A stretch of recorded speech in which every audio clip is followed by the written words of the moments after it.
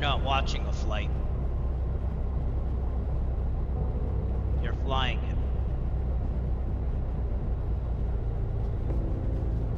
Startup to shutdown. Real procedures. Real immersion.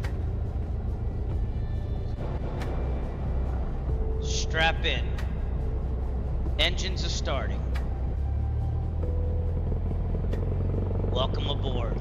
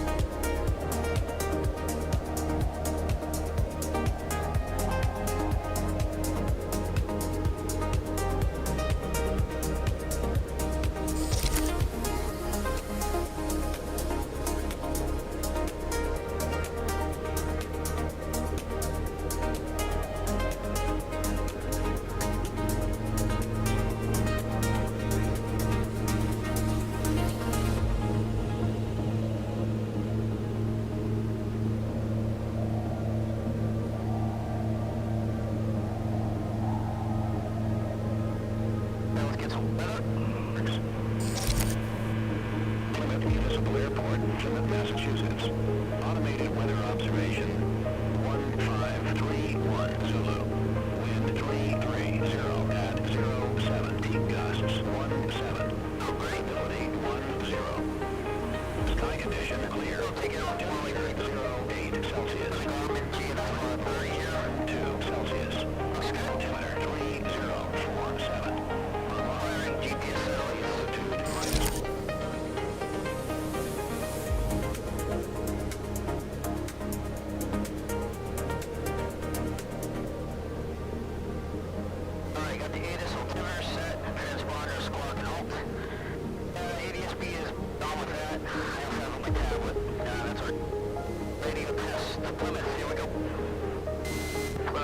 Cessna, 4 Bravo Foxtrot, radio check, please. Thank you.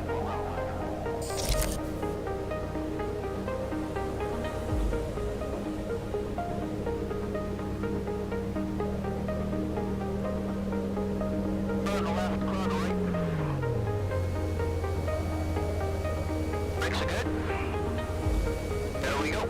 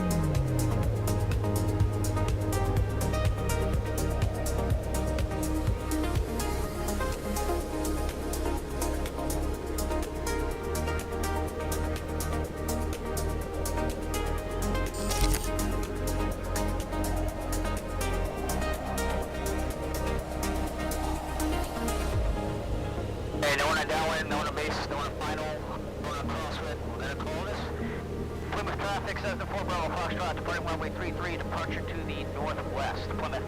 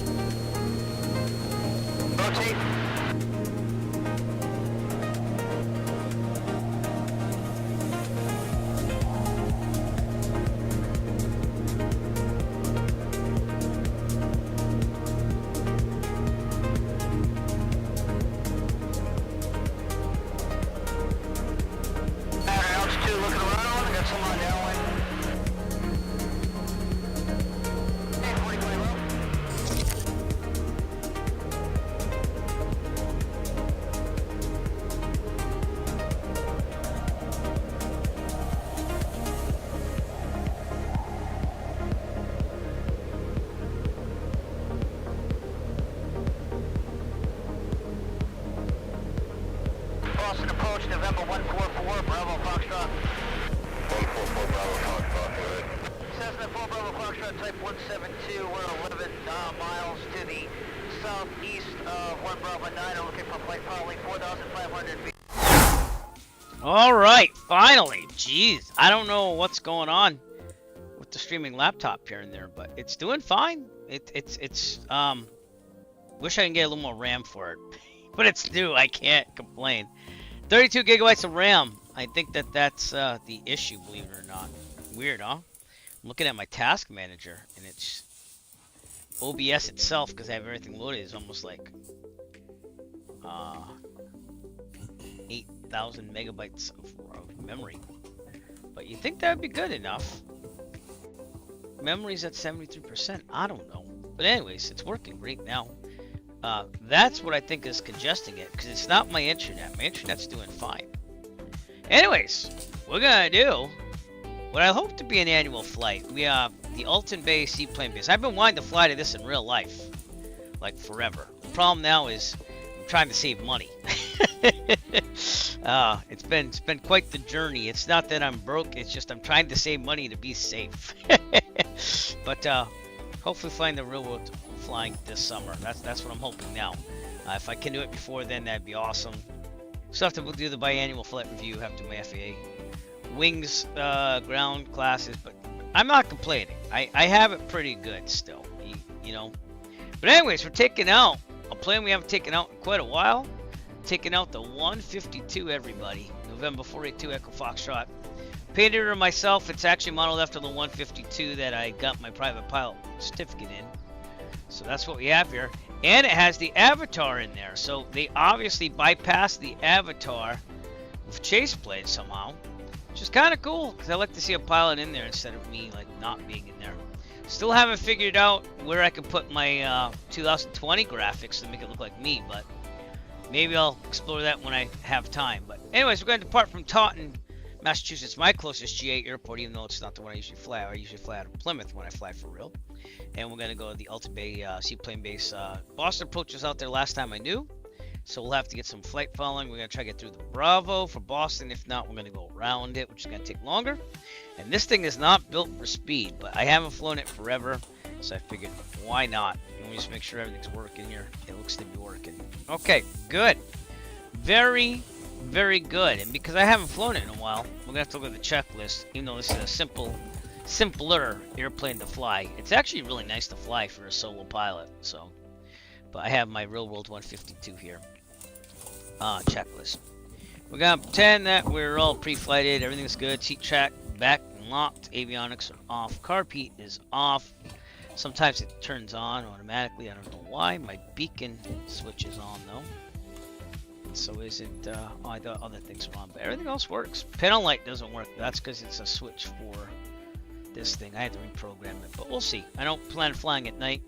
We're a couple hours back from real world time because I want it to be day when I hit the ice runway. And yes, I do have an add-on to make it an ice runway. I'm gonna have to look over short field procedures because I did take the FAA course on this, and you basically don't want to use brakes. You want it to use aerodynamic braking by having the elevator all the way back, like so, and just kind of ride it out. And that means that you want a short field approach. So that way you're slow as you go into the ice runway.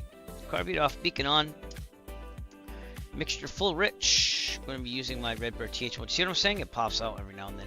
And this is the WB Sim 152 mod, by the way. So, throttle slight.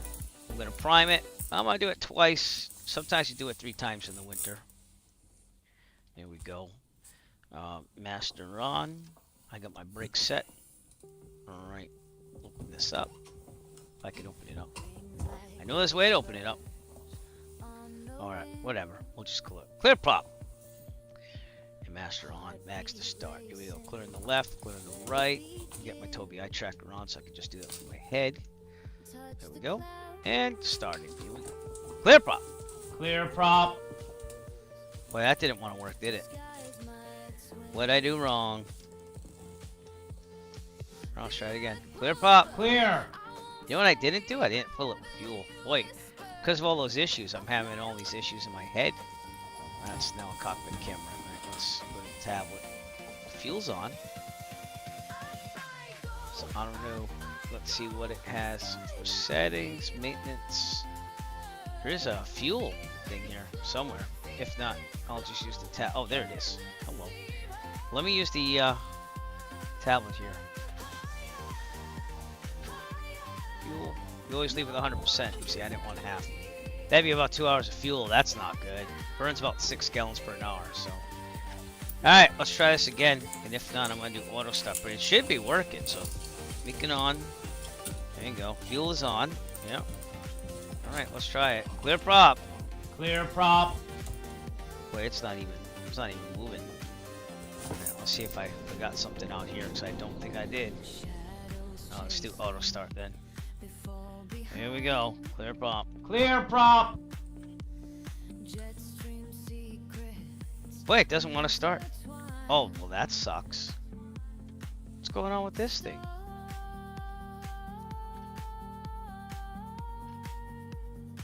Huh. Is the battery dead? So I think I can think of next. Alright, let's turn this off. Check the battery. Something is afoot at the Circle K. Left, right, maintenance. Battery. Charge battery.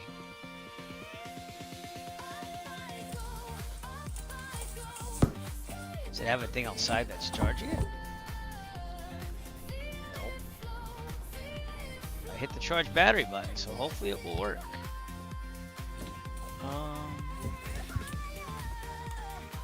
Oh.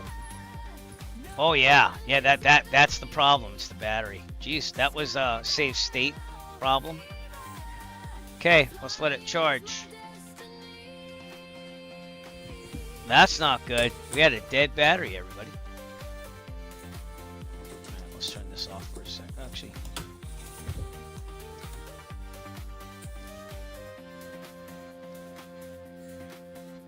Alright, let's leave it there. Let it charge. That's the WB Sim mod for you. Alright, let's fill the oil. Why not? It was a little off. Yep, got some power now. Everything else is off, right? Yep. Okay, we'll let it charge. We do have an autopilot, but I'm going to be using heading on that. I have no clue about the barometer there, so I have to check and make sure that we're good to go. Boy, this is exciting, huh? Charging a battery. Woo! Oh, man. Sorry about this.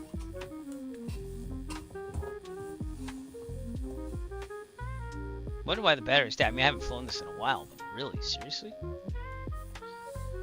Now, what would be happening in real life is they'd have this little charging thing. I had this happen before in the winter. See this little port right here? They'd plug a little battery charger in there, and it would charge the battery. Can't remember. I think it's this side. Pretty sure it's this side.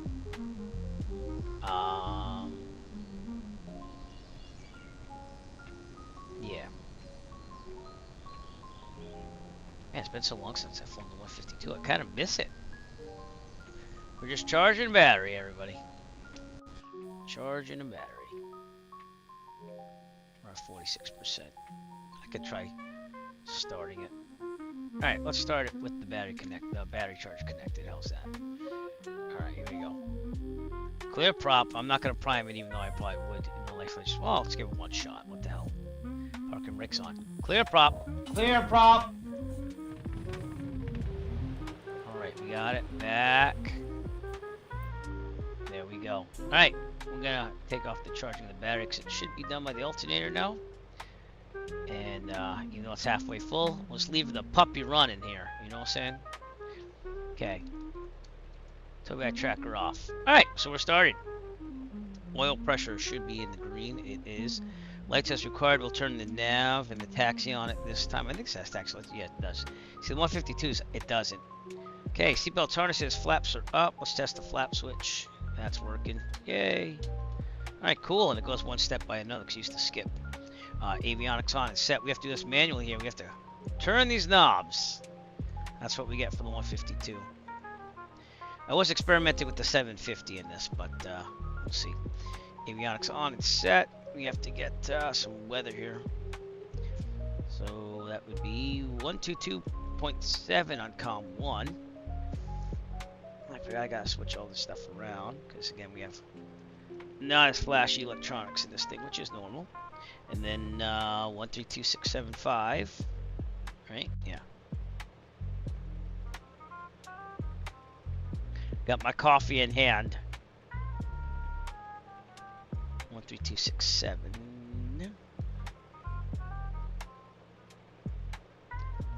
Oh, there you go.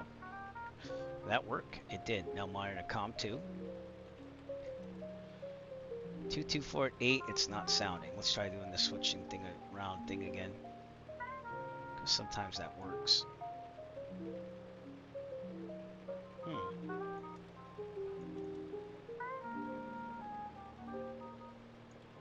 Got to set them both.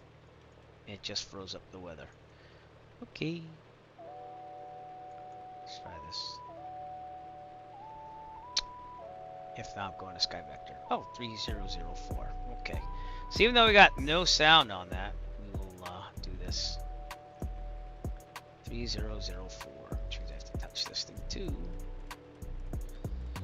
Don't know why it's not giving me any sound. It does that occasionally. This is service update 4, so I don't get it. Using the heading feature on that, we'll be going to 5,500. Good. All right, 152. Man, I want to fly this in real life too. It's the cheapest plane to rent, but it goes slow. It's about 100 true airspeed, 100 knots true airspeed. Okay, back to the checklist. 10-meter transponder, Alton squawk is 1200. ADS-B is on. We're gonna go back to guard. Whoops, I touched the button. I'm gonna spill my coffee. I swear this is not good. Ask me how I know. Alright, back to guard. Now we are getting sound from this thing because I'm hearing everything. Let's go. You're on guard with KGRD. Meow. Come on now. Yeah, okay, we got sound. Jeez, got me all scared. Transponder, Alton squawk, ADS-B's on. ATIS, we already got it. 2240 is going to depart runway 30. Change, we're going to go that way. No, we set the DG. Thank you. I knew something was weird. We're going to go that way. Depart runway 30. That's what the windsock looks like too. Okay, altimeter set, radio test. We're going to connect the VAT sim at this time. I did file a flight plan, but they're probably not going to pay attention to it. Which kind of sucks, you know. They should, if you're going to take the time, you know. But it is what it is. Alright, let's get the Volanta. See if we have any type of approach. We don't anymore, so we're on our own, which is fine.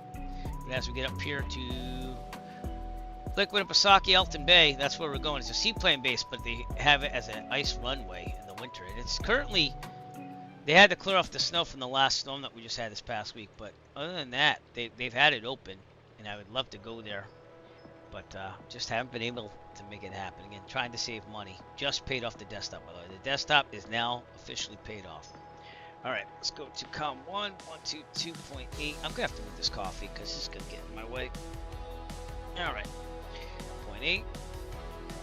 So that way we're on VAT Simunicom. We'll do a little radio check if we can, and if not, we'll elsewhere. Man, it's like totally 80s on this track. What is this? Oh, cool. VAT Simunicom, Cessna 2 Echo Foxtrot radio check, please. I don't think anyone's out there either. Nope, just me. Okay, back to CTAF 122.7, double checking that, we're good. You can't be in a rush. You rush, you mess things up. Taxi light down on, brakes. Alright, let's go to runway 30 and do the run up, shall we? Let's do it. Park and brake off. Park and brake off. And advancing forward. Man, I haven't used these Cessna throttles in a while. Tobii eye tracker on. Clear, don't hit that guy on the way out. I have not seen anyone ever taught helping with the planes. So I'm just saying. Getting used to the Cessna throttle again. Haven't used this in a long time. It's exciting.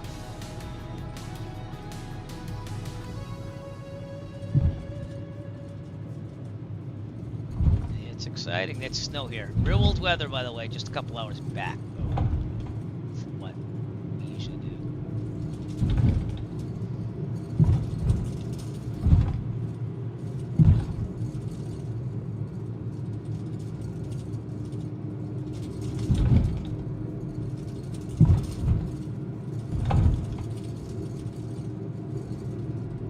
takes a long time to set up these things to make sure that we're good for streaming, and then you saw that I had issues. But hey, we're gonna have fun here. We're gonna go to the ice runway. When I stick the autopilot on and do all that stuff, we'll get our soft field approach, short field approach, etc. It's more of a just the speed. I think I'm going to be going in at around 50 or 55 knots on the approach. Typically we do 60 on this in real life, but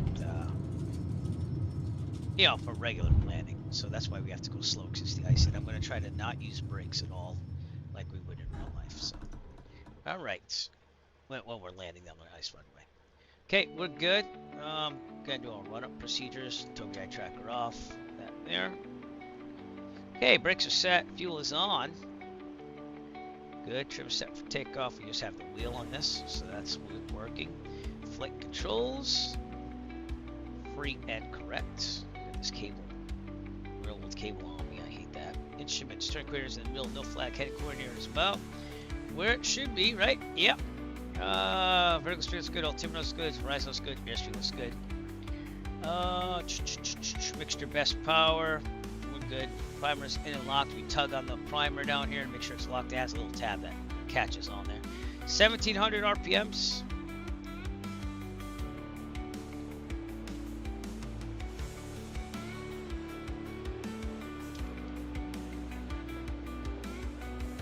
Okay, I'm gonna check the mags, right? Ooh, that's terrible. That's a big mag drop. Go back to both. Left. That's a big mag drop, so I don't know what's going on. Let's check our oil. Oil temperature's still low. Alright. That's gotta go up. Carb heat test. That's normal.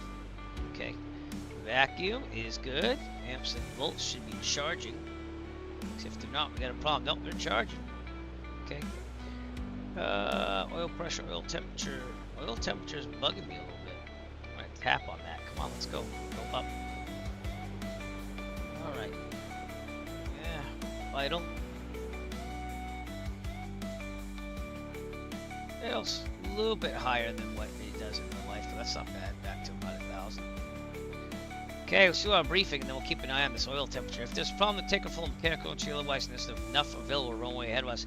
Abort takeoff, land directly ahead on the runway. We're under 1,000 feet. This problem mechanical and chill, otherwise we'll take a turn to the left. Land downwind on the taxiway, the grass, and runway, whatever's available to us. Best glide speed is 60, I believe, right? Yep, 60. No, we'll land directly have no more than 30 degree turns, best glide speed 60 if we're under 1,000. If we're above 1,000, then we'll take a turn to the left into the wind. Land downwind on the taxiway, the grass, and runway, whatever's available to us. Best glide speed, again, is 60. We climb at 67, rotate at 50. Everyone got that? That's what we got. Short field is best angle climb 54. No, we're good on that. Okay, so again, we'll double check. I think I have to try to get around 55-ish when I get down on the runway. How's the soil temp? Oh, it's going up now. Okay, carb heat off. Let's go back to 1700, see if we can't get that up there, because that might have had something to do with the plug, with the mags. Wasn't really happy with the mags. Let's test it again, right? Boy, I don't know, man. Back to both. In real life, I'd be a little nervous, but on the sim, I'm willing to try it. That's a big mag drop. Now, what do they say here? That's a big mag drop, unless they change the dynamics in Service Update 4. Alright, so one more time, right? It's only supposed to drop like maybe 100 something at most. Back to both. The good news is they're both doing it equally. Left. Back to both. Alright, let me check out the tablet here for a second. Engine health was 97, so that's not it. The battery was charging. The battery is charging. So this oil temperature I'd like to go up a little bit more. Let's get some heat on it too.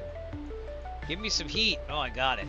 Yeah, we usually just crank it because the heat's not very good in this thing. But alright, we're in the green for oil temperature, so I think we're gonna go with it. So here we go, back to 1,000. Alright, and let's get where we need to go now. Toby eye tracker on. Good. All right, we're taking off for Alton Bay. Clear. Clear from what I can see. I kind of want to turn this way though, if I can make it happen. My rudder pedals are slipping today. Everything's going wrong. Clear. Yeah. All right. So here we go. 122.7. Adjust my rudder pedals. Real life. And here we go. Taunton traffic. Cessna 2 Echo Foxtrot departing runway 30. Departure to the north. Taunton. Adjusting again. All right. We are good. Let's do this thing. No flaps, so nothing. Rotate at 50. Climb at 67. You haven't flown something in a long time. That's why you always say this stuff, even if you're flying the same aircraft over and over again in the simulator or real life, because it makes you get in the habit of doing that. Okay, in the middle. Okay, reset this. Look up a little bit more. Thank you. Reset it one more time. And full throttle. Here we go. Airspeed is alive.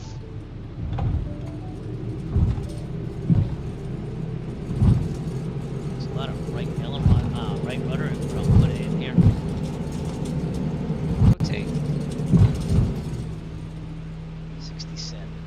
I waited a little too long on that, but that's okay. It's okay to get some speed, and boy, this is really sensitive compared to what I'm used to. Trim up just a little bit. Keep trimming up. Trim up a lot.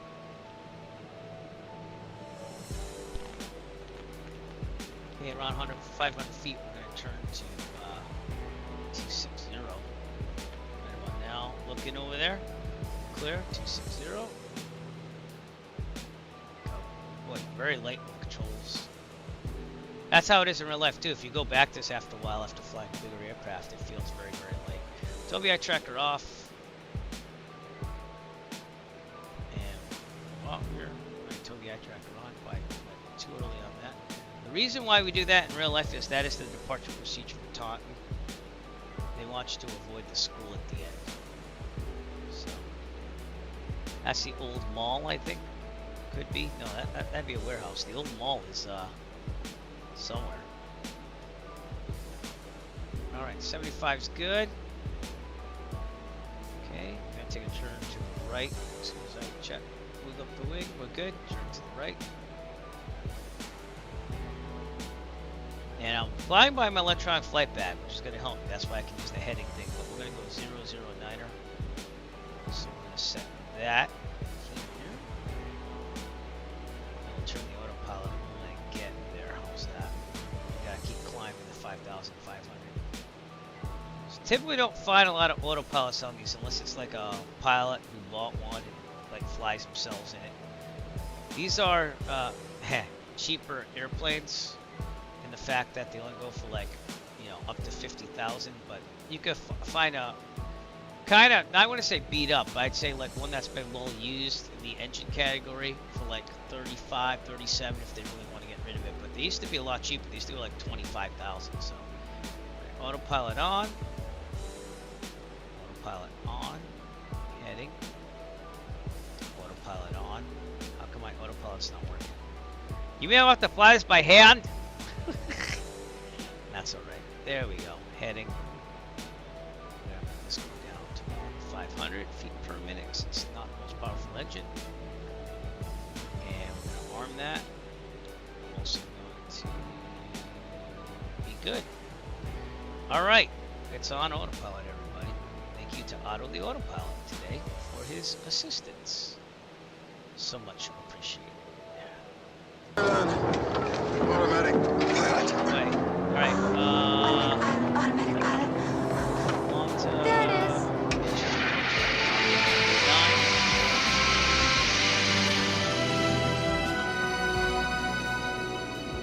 I'll go back to the passengers. That's Manchester approach before we get up to New Hampshire. But they don't really control Boston, so I think I'm good. I'm going to start leaning up the mixture now that we're at 3,000.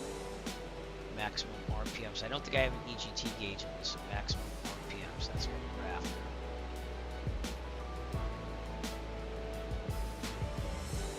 I vernier control on this Redbird. That's why I bought it, but it's the older version.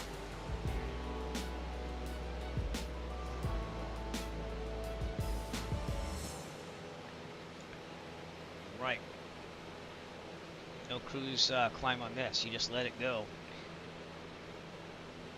Let's take a look outside, shall we? As if my honeycomb alpha wants to start using this stuff. There it is. 482 at the Foxtrot, flying in the winter of New England. We had a crap load of snow. We had like 3 feet in some places.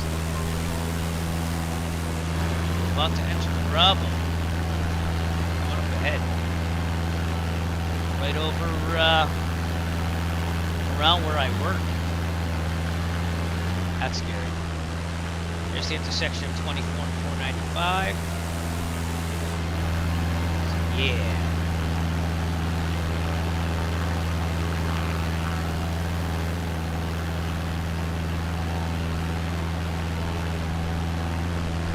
Never really looked for my work in the simulator.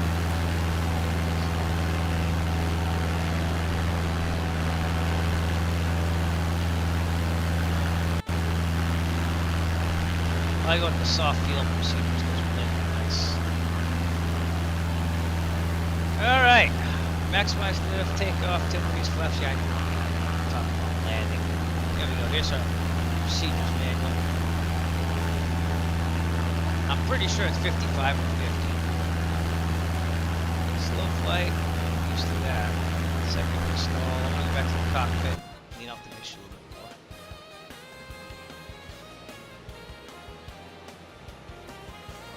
4,000 feet. The 152 will always have a little special part in my heart, though, because that's the plane I learned how to fly on. So. And you can actually fly this as a light sport pilot now, or sport pilot, I should say. Turns around point, maneuvering, takeoffs, landings. Here we go. Soft field landing, 60 knots. See, I'm disagreeing with that. I'm thinking I'm going to go at short field, 54, 55-ish, yeah, and full flaps. So, soft field landing I thought was just like short field. You want like 55. So I disagree with their thing here. 60 knots is normal. I agree with that. So that's what it's all about. It's full flaps. Slow this thing down. Approach at 55, and we're good. And we have that whole infomercial music again. Oh man! I also look very bright on my new lights here. See if I can turn that down just a little bit. See what I can do.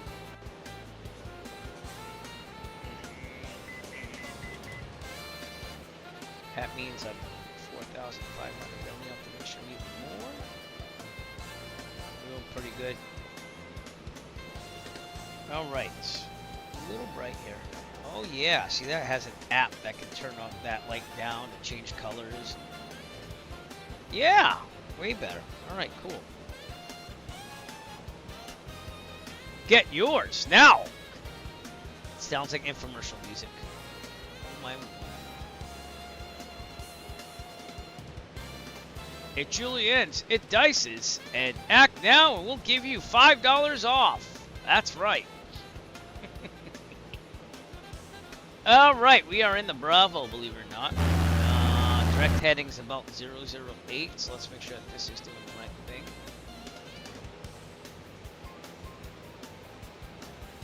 And we're at 5,500, well, 5,000 and climbing, so. Okay, if Boston comes on, oh, Boston did come on. Yikes, 199.98. That doesn't make sense at all. All right, let's get them on there. No, they're not in there. I only have Manchester approach, so that sim lies, but they might be coming on, and then we'll transfer over. You can fly with us on the Microsoft Flight Simulator East server. You can be my wingman anytime. Service update 4. Coming up on You are Boston. still dangerous. You can be my wingman anytime. Oh, sir. You can be mine.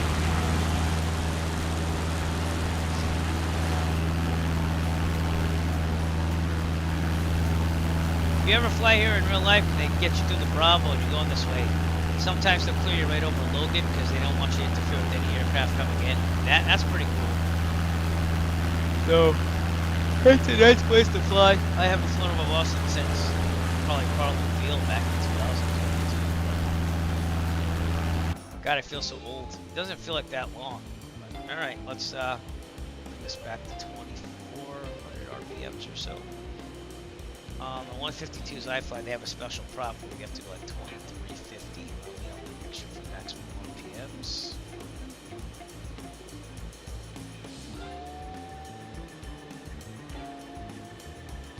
Right about there. Okay, cool. That's it. We're in cruise climb. Yeah, well, actually cruise. So, shoot, here's, we're going about 99 knots ground speed, so yeah, that's about right. Yep, it looks about where it should be, about 90, 93-ish on the indicator. Typically, that's what it does. Not the fastest plane, but it will get you places still. So.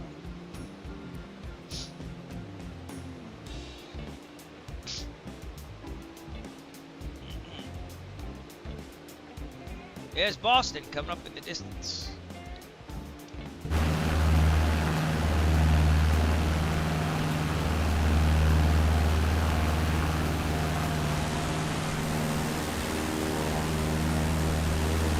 That's offset pod. Plymouth would be over here. You can see everything today. Real weather, really good visibility. Lots of snow up here in the Northeast though. So this is kind of what it should probably look like. I was driving my I was flying my Son's drone the other day and I did a bad thing. I was taking like imagery because I wanted to include it in one of my vlogs. One, I don't have that because the video thing got all corrupted because I had the drone up about 350 feet. Legally, we only able to go up to 400 feet, and it caught a very bad wind. And I checked the weather report just like I do when I fly. It said 4 knots, so I don't know where this wind gust came from, but it caught up the drone, and I tried making it descend down because that's what you kind of do to get it down lower, away from the wind, so you have even trees to help, get it off there. And yeah, no, it took the drone and it crashed. The drone crashed. I felt so bad. And then I had to go find the drone. And luckily, I have an idea of where it was because it was tracked on the map and GPS. And I had the last image because when it crashed, the battery came popping out. So I couldn't even track it because it didn't have the battery in the drone. So I did find the drone and the battery. I brought it back.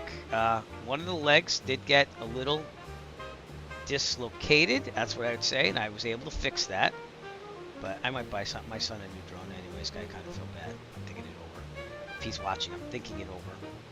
But yeah. So anyways, we fixed it. I got the video footage off the SD card. It looked like it was the MP4 file, but it's corrupted.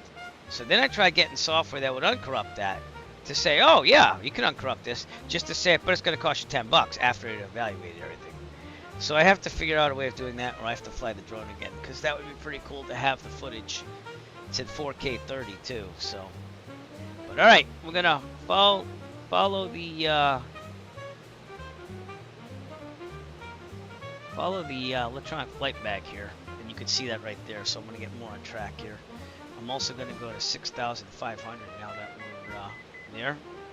So turn off the alternate. Do this.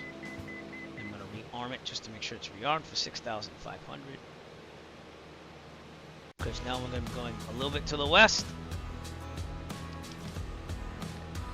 So. But yeah, none of the 152s I fly in real life have that. So. Well, Boston approach just must be on for being on. So. Manchester's on. And we'll talk to them pretty soon. That's 124.9. So again, I'll put that in standby. Keeps touching my nav button there.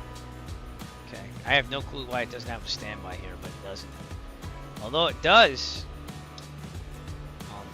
it's on the radio panel I use, so it says 117.9 on standby. It just doesn't show it over here.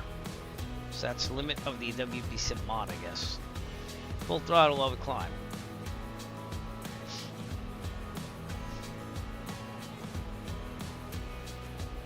Look for icing at all, so we have that car being ready to go. I don't think it said icing conditions last time I checked, but you never know. I get all spooked because of what happened to me in real life. No, but there is icing up to New Hampshire, so we have to be more careful as we get up there. Alright, Alton Bay.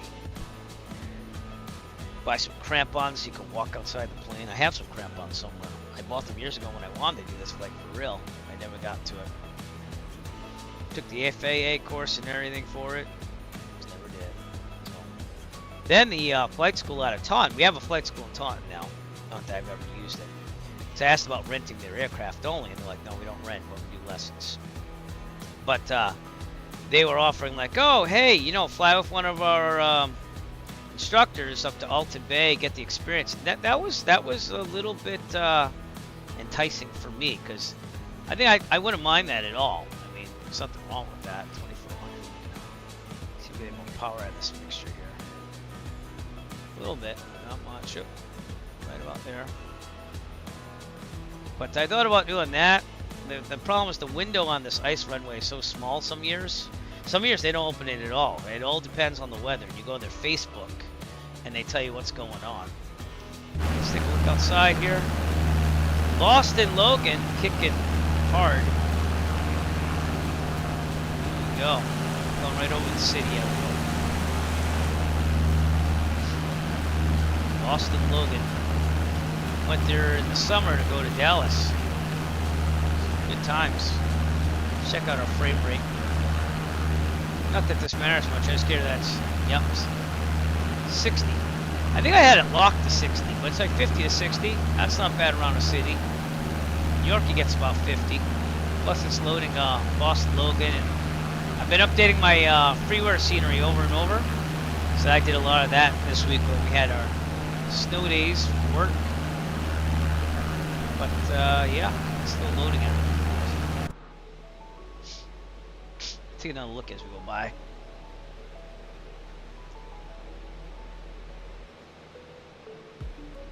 Good times. I'm still drinking coffee. I couldn't sleep last night. It was pretty bad. I was up to like, I think I woke up around 3 a.m. and I couldn't fall back asleep till like a 6. It was really bad. My foot has been in constant pain. It's better today, but it's in a little bit of pain. So, yeah.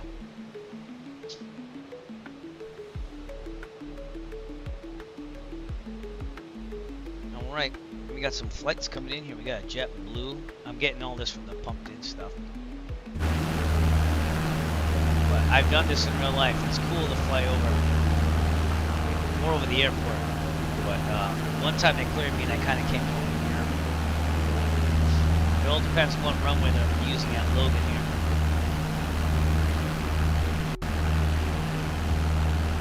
All depends on Boston, Massachusetts. Went to college around here, Berkeley College of Music. Probably over here. That looks like it. Not Prudential, so actually further down. Huh. The snow's throwing me off here. Wow, the buildings are just white.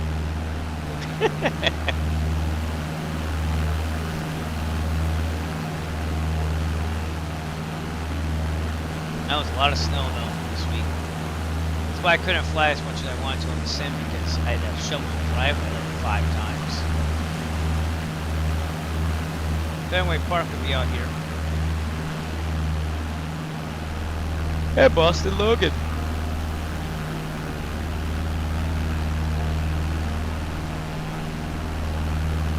I'm sure the nameplates on it seems a lot of boats.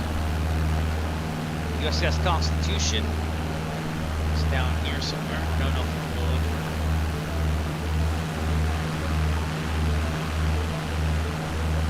But yeah, good times. I have much on the tablet also. You can actually see things. Sorry about that.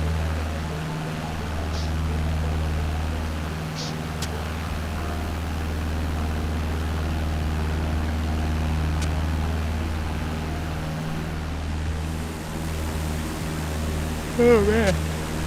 Oof.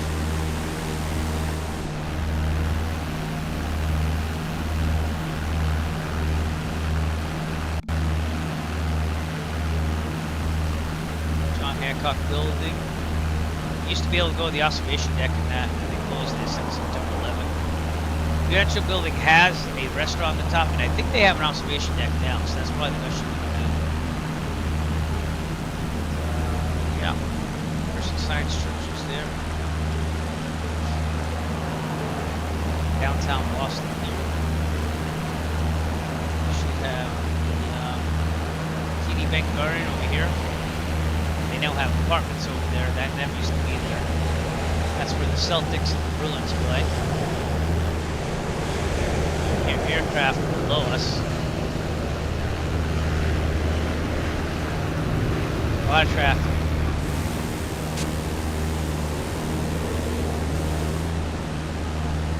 Yep.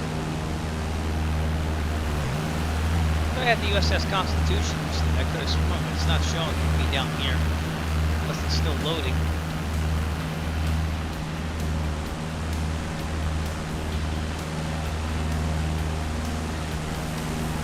That's it. That's Boston. Traffic 617 Delta on final select. See, we're high enough above this, so we don't have to worry about any of that. Lots of air traffic.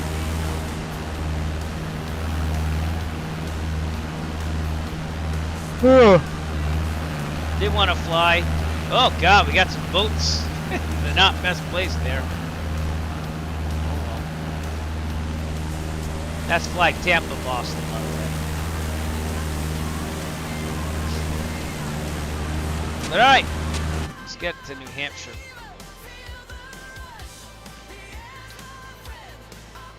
.66 nautical miles to go. Got about 40 minutes because this is the fastest bird, but it is the first plane that I learned to fly in, so it has some historical meaning to me.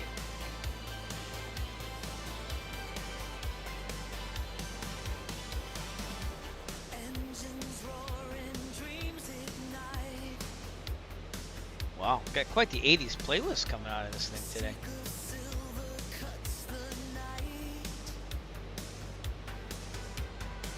.55 knots, that's what we'll do out for each other. You also want to extend the downwind. You want to get set up really good for this. So, all right, we're north of Boston. Boston over there.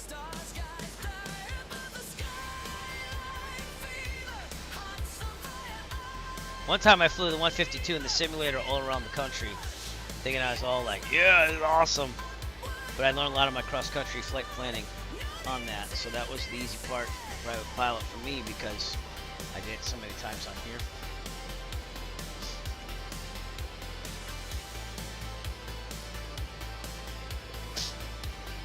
But yep, good times.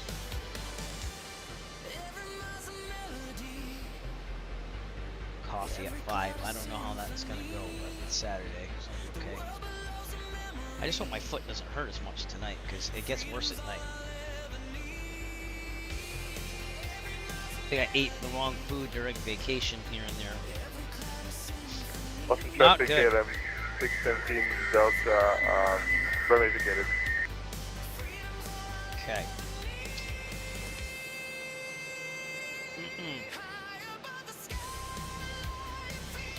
Looking pretty good.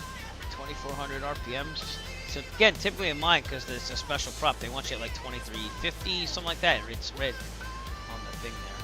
It's kind of like this little placard right there. Alright, we didn't return our strobe or our landing lights on, turn tax light off. Get on that now. But this controls the overhead lighting, unlike what it is in real life. In real life, you have a it's this thing right here. You turn one of these and it would turn everything on. So they did a nice job. When JP Logistics was making this mod, I told them a lot as a 152 pilot. Like, see this tow bar? I told them to put that in there, but they put functionality where you can actually tow bar it in. You know. And then they have a seat that most people don't use, hence why it's not here. But it goes across here for like little kids, or you know. Typically, you can fit maybe 2 adults in this, depending on how heavy you are. I was lucky that my instructor was a fit gentleman, because I'm a little portly, you know. So like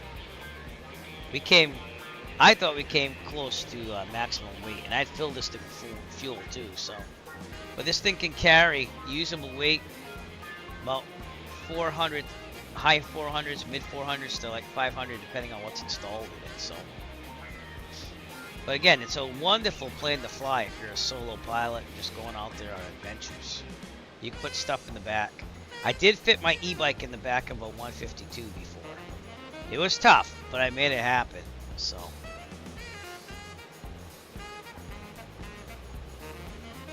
All right, got some clouds in the distance.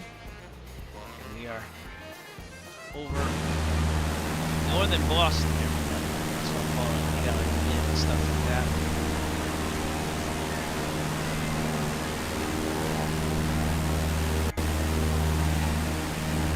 Good times.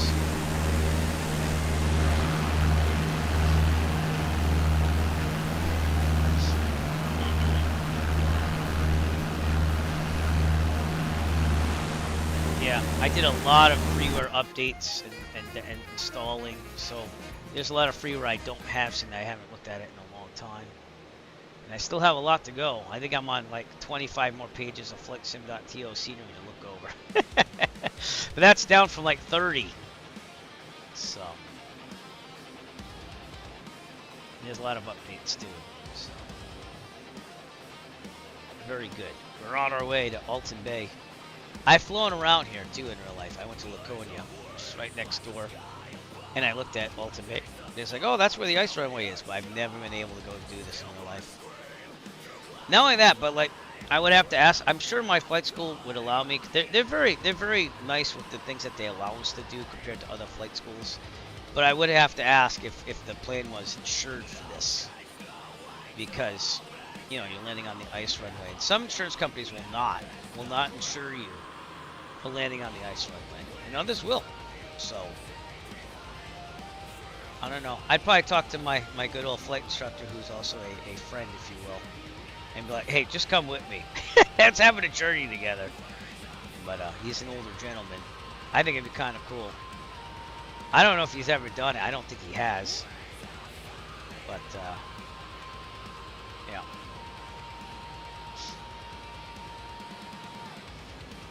99 knot ground speed, not too shabby in a 152. Alright, coffee is done. Moving on to some type of fruit punch. Crystal Light fruit punch. Don't make fun of my containers. It makes it easier to mix it in. Alright. And we will be in New Hampshire, I'd say in about 20-25 minutes or so. Not the quickest planes, but really nice to fly. Really easy to fly at 152 compared to other things.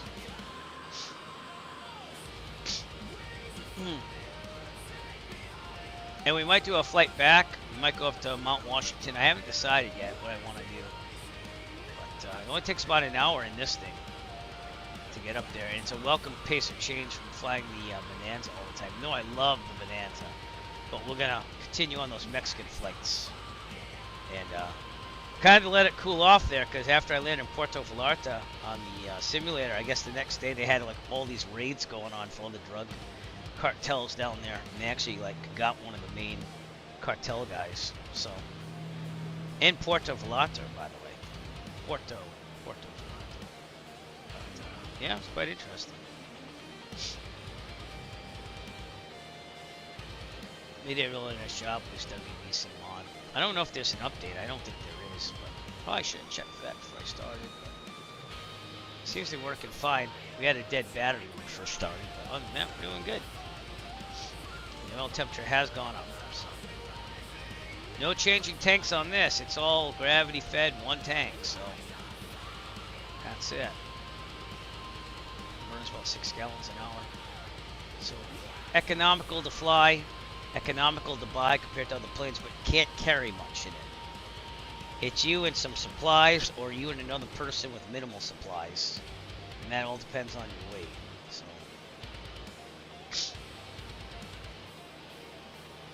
But if you're a bachelor and you're just looking for a plane to go fly around, these are excellent. You know, you're not gonna worry about carrying other people. It's just you. 152 is a nice plane to go.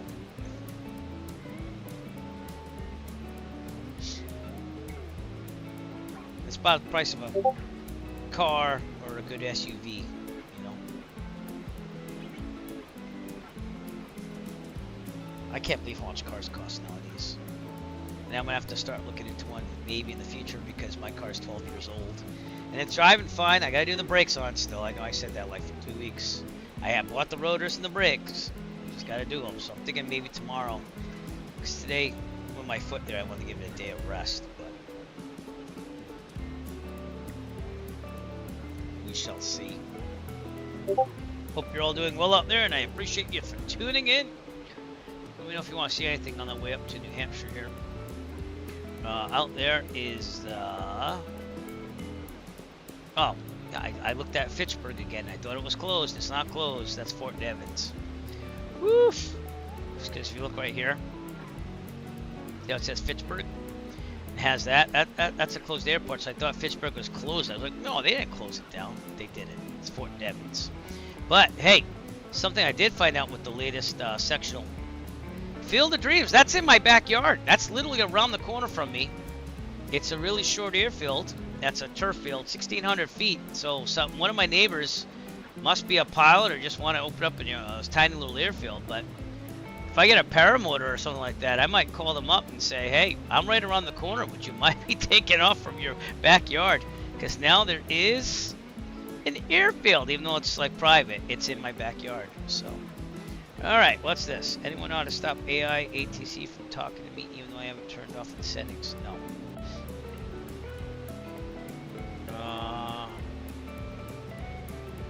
Yeah, he's on Unicom saying that, so.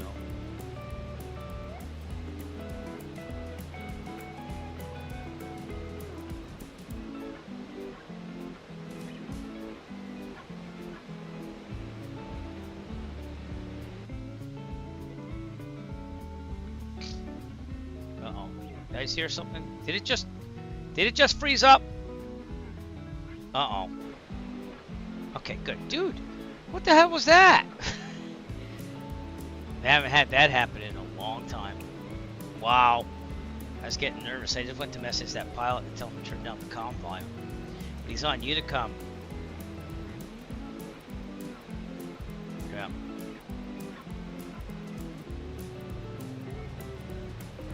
Oh. Yeah. If I change comm.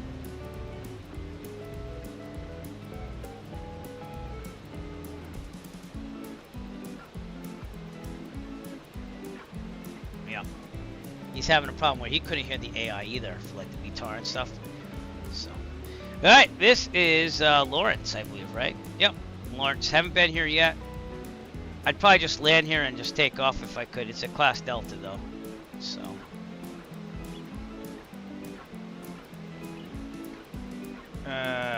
Yeah.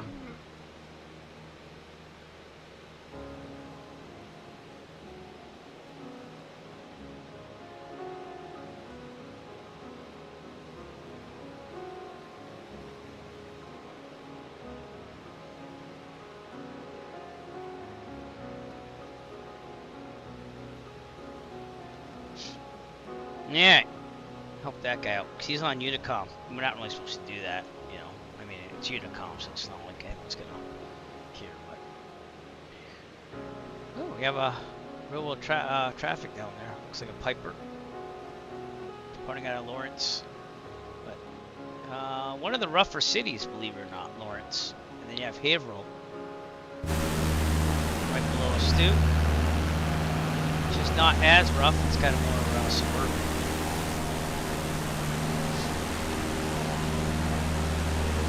This is typically something I would do in real life, is take the 152 up here. Alright, I'm going to do a little bit more to the west here. Just let me do that. I also have to set my DG.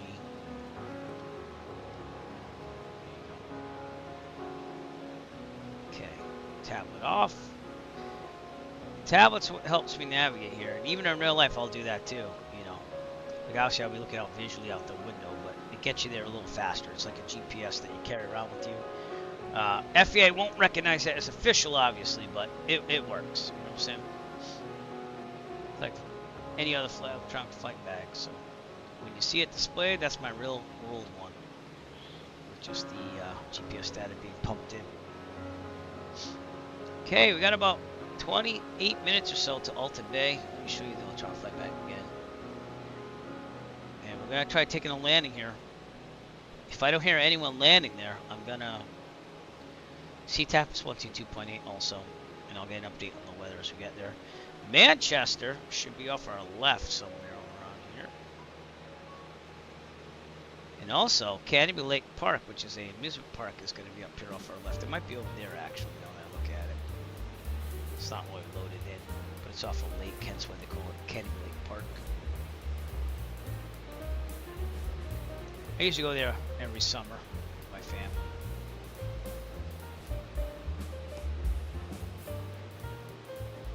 Yeah, now we're going to have to look out for icing up here because they've had reports of icing. So if you see the airspeed going down or the RPM going nuts, I'm putting on carb heat and also pitot. You know what? Let's put the pitot heat on actually. There you go. Just to protect that.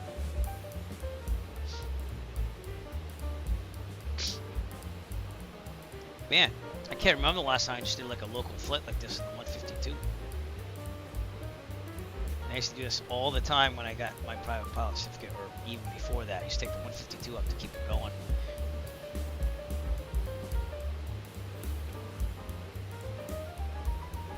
Manchester's way out there, so I don't know if you're going to see it or not.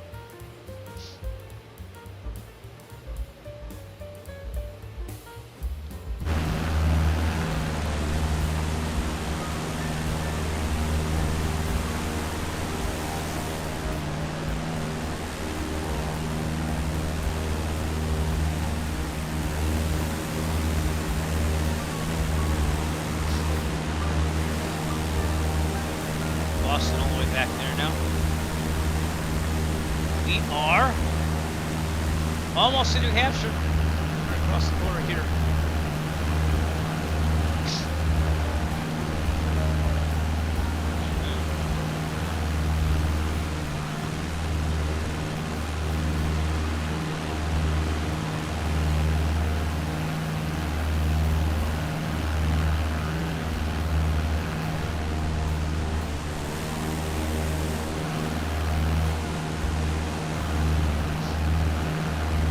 So if you land at Alton Bay, they have like cool thing. Well, first off, you get bragging rights. Second, let me see if I can pull up the Facebook again. So I did this flight before on stream, and I can show you what it looks like. Alton Bay, Lake Winnipesaukee. Alton Bay Ice Runway will be open Saturday, which is today, on Lake Winnipesaukee. However, warned it could close early Saturday if it warms too much. That makes sense. But this is where you look for all the information, whether it's open or not. You go on Facebook. So, that's what it kind of looks like. Here we go. Here's the official Facebook here. Due to a strong breeze from the south and the warmer temperatures causing a little surface melting of the ice, it's closed for the day. Well, I'm going to do it anyways. But see, you got to look here before you go, or else you're going to have problems. But these are the guys that take care of it. Good afternoon. Today is February 27th. Friday. Friday, and it's about Really nice guys. 3:30. Yep, and it's about 34 to 35 degrees landings right now. as of yesterday. And we got a wind coming out of the south. How many knots you think? Looks like it's about 5 to 6 right now. Mm-hmm. It's been a really nice day. And as you can tell, we're open. Yes. Handheld radios. Yes, we've had 53 aircraft in today. 53. Now, it gets really The person on the busy radio here, too. comes in, So there'll be typically in real life, you 54, want to so come in it's on been the a left, really good day. 45 Well, we downwind, wanted no to matter talk what. about tomorrow. So that way Tomorrow, you can Saturday, do things. So the maybe we will do that. So It's supposed to get really warm, and that causes some things for us to worry about. Some concerns of the ice surface. So, and they're also calling for the winds to stay out of the south, and it's supposed to get Yeah. higher, 10 to 12 knots from the So south. again, when it comes from the So, south, we have wanna tailwind talk legs. about They always want you to land runways? north. Yeah, I mean, I think anybody that's been here knows once we start getting into 40 degrees, upper 30s to lower 40s, the surface starts to get really, really slick, very watery, Yeah. and it can get also mushy on the top. So No, that's see, a that won't happen concern, in and Sim. snowbanks melting with standing water on the sides of the runway, taxiway, and ramp. So it's always a concern. And we also worry about if the surface of the ice gets soft and airplanes start to rut it up, if it refreezes, that gets to be a problem too. Exactly. Exactly. So based on all that, we're kind of thinking we're going to open tomorrow, but we might have to close early Which they did. They due closed to runway early and today. or weather conditions. So Yeah, and definitely, it's something if you're going to come in, it would be early, because things can deteriorate fast if that sun gets up high and starts to melt the surface down. So definitely you want to So check there you go. NOTAMs, because we will NOTAM it closed if we have to close Yep. it. All right. Anyways, lots of snow, but they've had a good season. Look at this. Here's a. Oh crap! That's not flying. That's a flyby. I was gonna say there's no way the hell that's landing there. That's from the Air National Guard base. That's pretty cool though. And here's some people that have landed. Look at that. That's a 152. That's a 150. That's an even older version of this. There you go. You check in. You get your ice chips and swag. Bragging rights. There you go. But yes, pure ice. They just clear it off. Do all that stuff. Pretty cool. God, I want to do this so bad.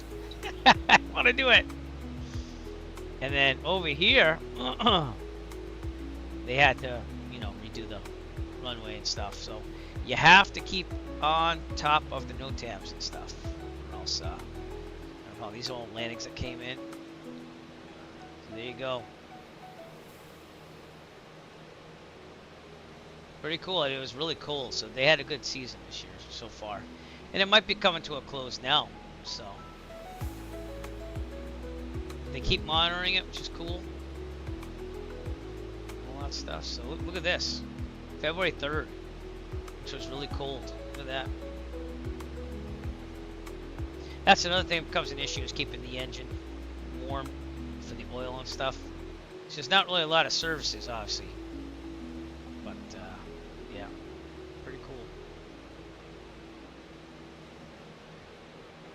But alright, you get why this is appealing to pilots. It's the only FAA recognized ice runway. So, and we're 20 minutes away. Manchester approach might still be on. They are. I'm going to do it without them. I'm going to be okay. I'm going to monitor myself. So, but I bet you there's a little bit of chatter up here. Maybe not. I seem to be the only plane out here, to be honest with you, actually. Alright, we'll stay on Unicom. We are going to start a descent pretty soon. It's going to be about 1,500 feet. So we'll get that ready to go. And then we'll turn that off and start our descent. Yeah, maybe we should do it now. Kick it back to 2,100 RPMs or so. Okay. Altitude, speed, -500. Arm this again. That way it should go to 1,500. Alton Bay, here we come. 122.8 is the CTAF there as well. I should see a big lake coming up in front of us. We have about 30 nautical miles out, but you can always adjust this to be very gradual. So let's do that. What's going on?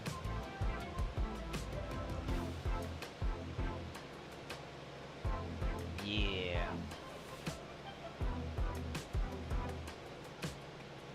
Okay. Oh, my bad. They're trying to figure out how to text on. I mean, I'll be honest with you, and I understand people might be a little nervous with voice comms, but if you're going to do VAT sim, the way to do it ultimately is voice. Do it like real life, you know what I mean? But what do I know? I come from back in the days of Satco where we had to type in everything. So, Alton Bay, here we come. Still 30 nautical miles out. We got about 20 minutes. I'm doing a very slow descent. Allison announced the descent. Ladies and gentlemen, as we I might start go our up to the descent, please make sure your seat backs and tray tables are in their Mount full Washington upright Airport, position. too, so. Make sure your seatbelt is securely fastened and all carry-on luggage is stowed safely and securely in the aircraft. Thank you. There you go.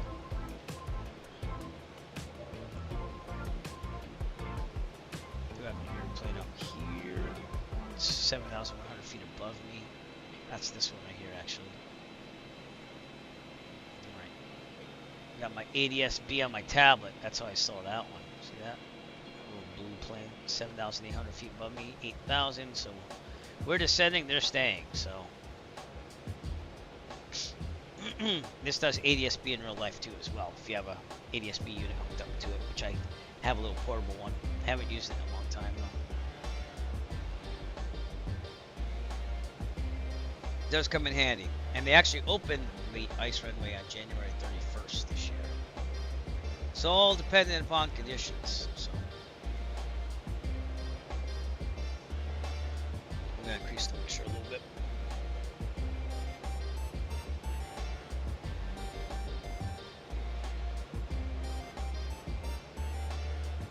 EG. Nope.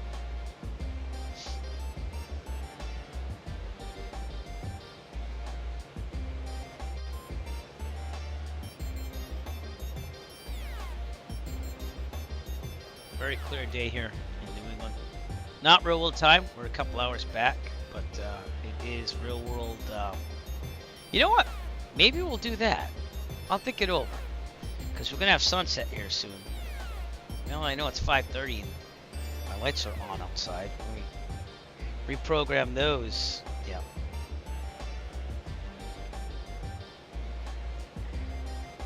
Wow, it's getting more daylight here. We're getting towards spring.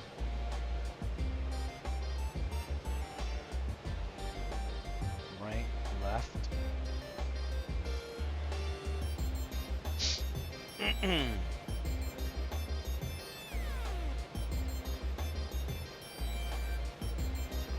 Yes. Into the wrong time on that one.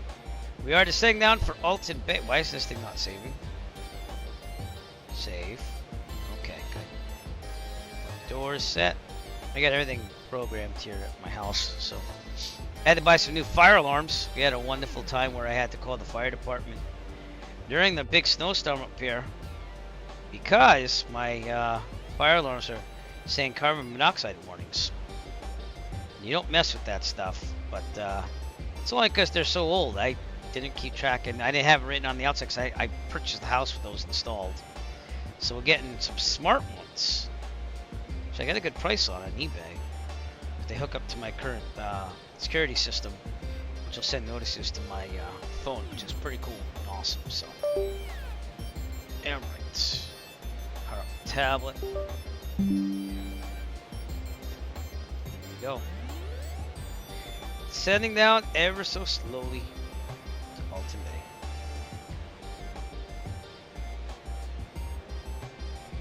Manchester again would be this way. Kind of hard to see, but it's out there. There's the airport.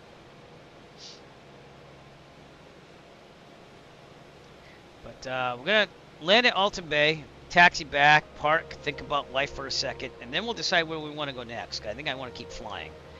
So, in the 152. I always like going up to Mount Washington, which I also want to do in real life. Haven't been able to do it yet. But that's the tallest elevation in New England, by the way. It's like 6,000 something feet. I did drive my wife's car up the mountain, and that was quite interesting. I mean, it was cloudy up there, and they warned me of that before we paid for, you have to pay per passenger to drive up the mountain with your own car. I don't know how I feel about that, but it was a once-in-a-lifetime thing, 'cause I never did it, and I always wanted to do it. My brother just passed, and I was just like, it's all about experiences. So I took my wife's new to her car, the SUV, and drove it up Mount Washington. And it was a little hairy with the clouds, the amount of visibility you had sometimes, but we got through it. So, and then going down the mountain, they have little turnoffs you can go to cool off your brakes as you go down. It's quite the experience. So, yeah.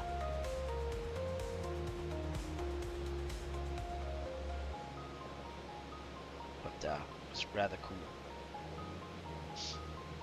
All right, we're about 15.5 minutes out. We're gonna come in on the left side, so we might overfly the airfield now that I think of it, or we might actually no. We're gonna head more west and then move around. Problem is that there's a little hill on the left, so kind of plan it as we go here. Why don't we go down to 2,000 just in case? How's that? That'll be 15. Yeah, let's go 2,500, and we'll plan it out that way.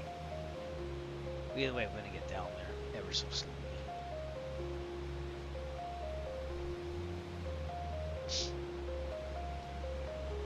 We are right over.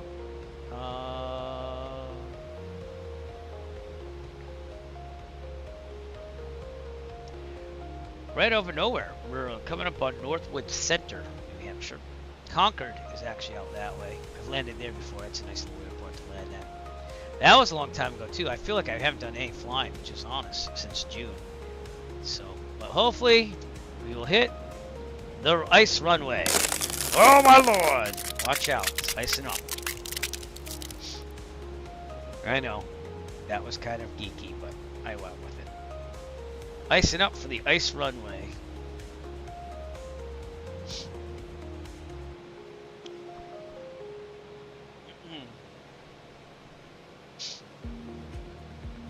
I want to buy some of the Parallel 42 things like the fishing app. I don't know how much I'd use it, but I want to buy that because I think it's kind of cool that you can actually fish. You land the plane and you can go fishing in ponds in the simulator. Who would ever think about that? Like, seriously. But yeah, Parallel 42 did. Oh my lord, we just had someone buzz us off the nose. That was Bad Fish 420. Yeah. If you're watching, man, let me know. Thanks for coming out, and if not, thanks for not killing me. Flying an F-16 or something. What the heck is he flying? Looks like some type of fighter. Oh.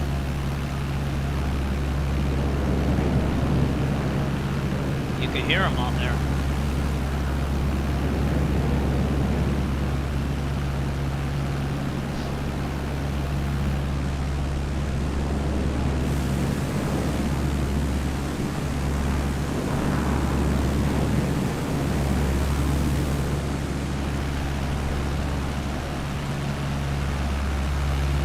Alright, just to go over things.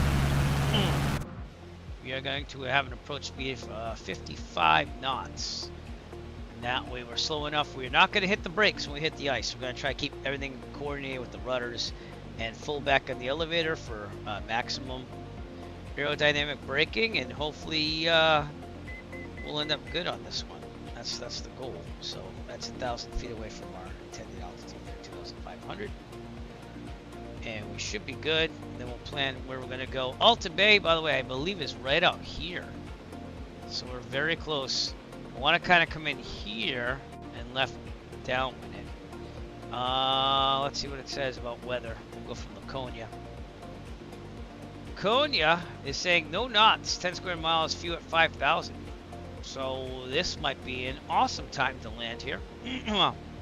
Laconia I've landed at too. That's a pretty nice airport. Although they did have a bathroom fee that we refused to pay, so we kind of took it in our own hands, me and my friend. That's, I don't know, we didn't even ask, so if we asked, they might have said no or yes. But, it's like the Rhode Island airports. If you're an out-of-state plane, you're supposed to pay like $5 landing fee at any Rhode Island airport. It's $10 for Block Island. I think $10 for Block Island's worth it if you're going to spend a day, though, to be honest with you. But, alright, coming up on 3,000, so we're going to go full rich on the mixture here.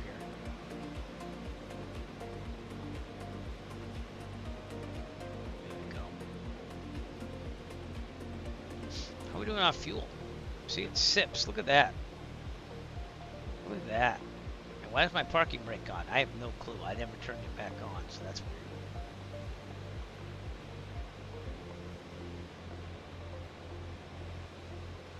Okay, coming down to 2,500. We're gonna overfly the airfield, I think, and come back. That's what we're gonna do. So, start doing some calls here.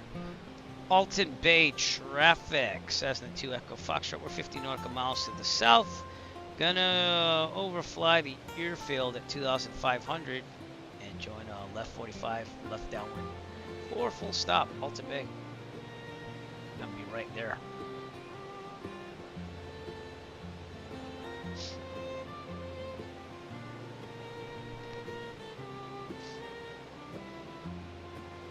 So this is a seaplane base, but again, it's the only FAA recognized ice runway basically anywhere. And it's only when the conditions are right. Right now, in real life, it's closed, but it was open up this morning, so we'll just go with that. But I would have probably have gone to Laconia as an alternative if I had to. So.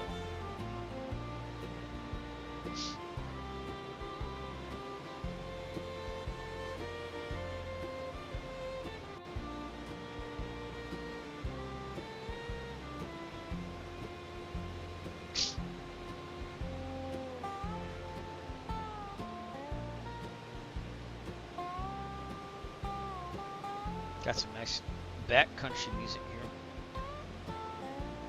I could be wrong on Alton Bay being there, but it's right ahead of us, so we're literally looking at it. So now I'm like, okay. Interesting. There's also a lot of like little ponds around here and stuff, so I could be wrong. Actually, I am wrong. This is near Barnstead, New Hampshire over here. And again, that's why having an electronic flight bag helps, because you can kind of just double check things. Like when I go to, what is it? Give me a sec, it'll come back to me. When I go to Jaffrey, if you go to Jaffrey, you can go get ice cream there down the road. You just get out of the plane, park it, get out of the plane, and then walk down the road a little bit and you get ice cream out of your plane. But when I go there, it's kind of hard to find with the mountains and stuff at first. But then it gets easier as you get closer. But electronic flight bag gets you there quicker and faster. So. And you can clearly see that I have a nice little line to Alton Bay, so I know I'm heading the right way. So in the old days, you'd have to like look for ponds and say, all right, where am I? Checkpoints. But GPS saves us a lot of time and effort and money if you think about it, if you're renting. So gives you more time, less time on the actual flying, unless you want the hours. I have to update my logbook too. I'm missing the last 2 flights, but I'll get it in there. I think I'm up to like 270-ish hours of real flight. So.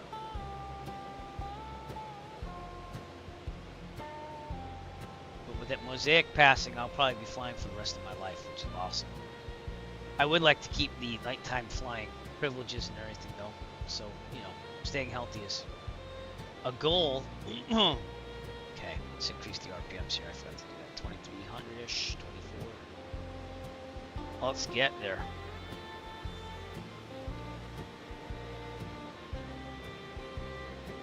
Yeah, still a little out actually. There's Alton Bay right there. You can tell by the ice, I think. So,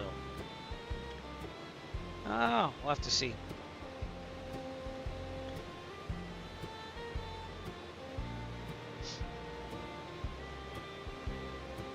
I kept it kind of high at 2,500, so that way we're gonna miss any hills here, because the hills start right here.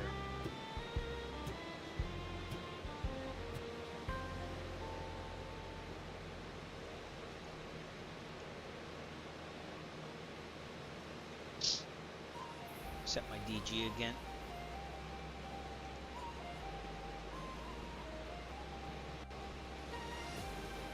Alright. So,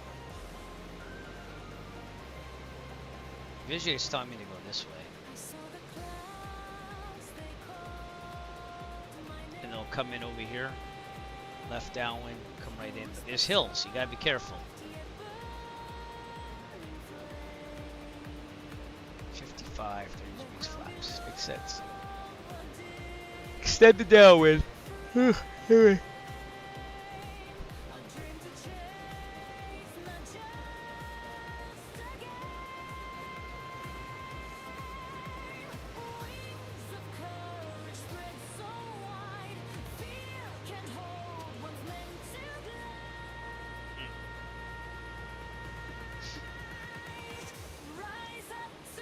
the ice runway over there. That's an add-on. You can download it from flightsim.to. Last thing I knew. I've had it for a couple of years.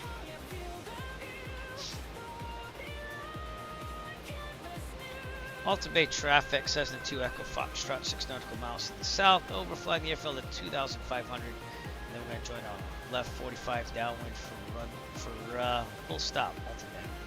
So you want to land to the north. So that's another thing to tell you. Alright, no wind still according to this out of the code here. There's a lot of airports in New Hampshire, so a lot of private ones. It's kind of cool. If I had enough money, I wouldn't mind moving to, you know, obviously I have family. They probably wouldn't want to move to New Hampshire. Moving to New Hampshire, if I had tons of money. Buying a house, building an airfield, that'd be a pretty good life. I'm just saying. That is the runway, and it's going that way. So we'll come in here, join in. We see the runway and it's glorious.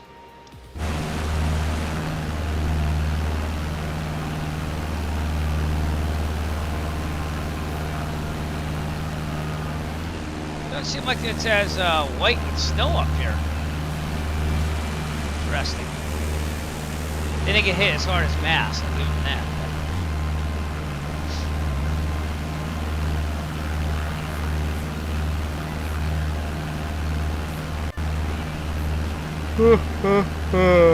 Seems to be tracking that way. The nose is pointing this way. So the wind is coming a little bit from here. That's why I'm doing that. Alright. Start our descent down here as we go. Tight road.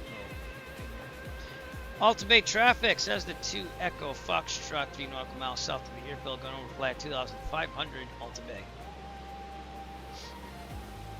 There you go, that's where we're going to land. This is the parking. This is the taxi back. You have to go and land and come back on the taxi. That's what we're doing. Set the DG again. In a second.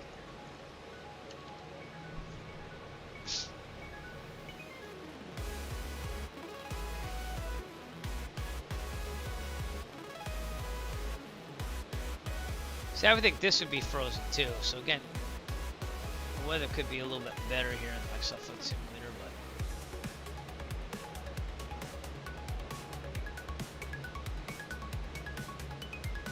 now we're 1,000 feet above pattern altitude because you don't want to interfere with any aircraft. But you would see aircraft coming in. So again, you want to be very safe when you do this because this runway, there's only one way in, and you want to pay attention to comms and everything like that. So I'm gonna visually fly down here, extend the downwind, do it. So there you go. There it is. The ice runway. That's where we're gonna land.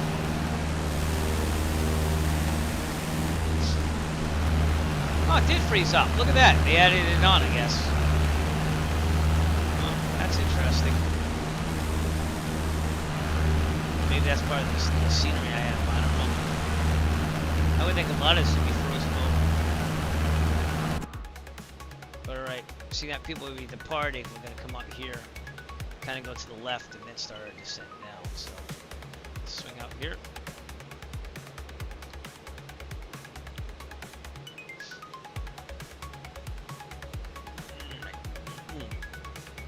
Oops. My rudder pedals are slowly slipping. I don't know why they are. Alright. Do a big turn here.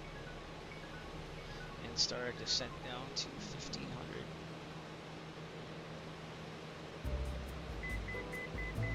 Yep, I know. There you go. Looking for traffic to make sure that we're not going to get in the way of anybody.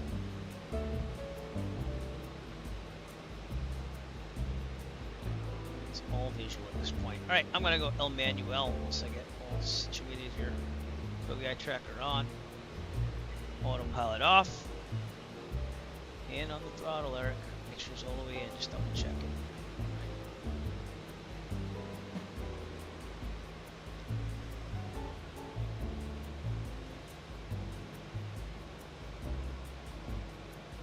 Trim up just slightly. Trim down. Alton Bay traffic, says the 2 Echo Foxtrot. We're joining the left downwind for a full stop, Alton Bay.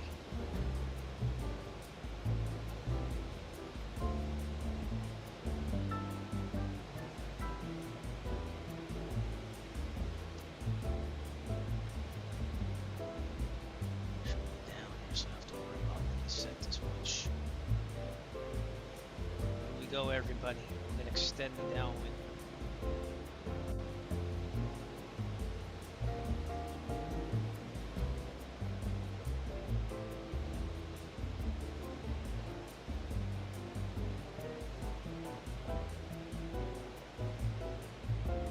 Alton Bay traffic says it 2 Echo Foxtrot left downwind for a full stop. Alton Bay. Oh, seems to be an aircraft parked there, no? Something's there. Figure it out. Set way too fast. Okay, it would be a beam the virtual numbers, so car beat on. Down to 17. Okay, should be about where we need to be. We're a little low, but alright. One thing of flaps, angle down. Extending this downwind. It is a north runway, so 36 if you will. Keep that at 1700. And we're gonna extend so we can really get this down with speed here, so we should be about 80 right now, so what's up with that? But it's a little underpowered or something. Right, I'm gonna call my shot right around there. So let's do that. Okay, turning base. Alton Bay traffic, Cessna 2 Echo Foxtrot, left downwind to base, runway 36, full stop, Alton Bay.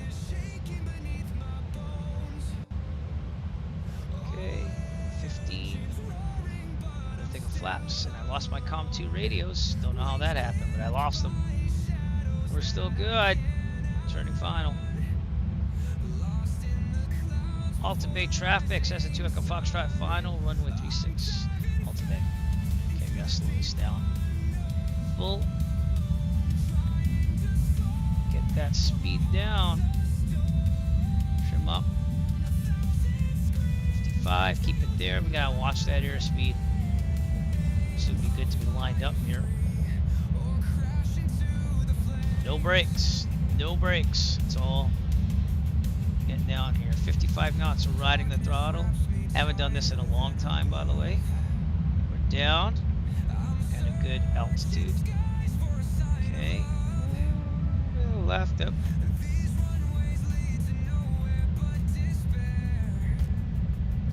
Okay, and throttle's coming out slowly. Slowly, I don't want to go any lower than 50. Okay, throttle's out. A little tough on the flare there. Aerodynamic braking, I think we're going to be good. Minimal rudder, because we don't want to slip, but I think we're good. There should be another one at the end there for turning off, I think. If not, we're going to have to turn this puppy around.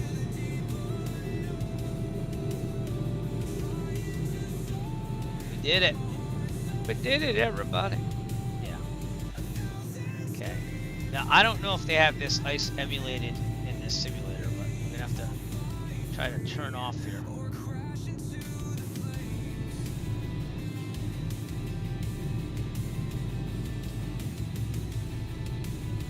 Alright, turn it off. Here we go. Keep it rolling. Turn. Don't hit any snowbanks, that'd be a problem. Right. Now, see, when you're really slick, put a little bit of brakes on, but you gotta keep it rolling. We're gonna go park and take the drone cam out here. How did I do? Not bad. Car seat off, flaps up.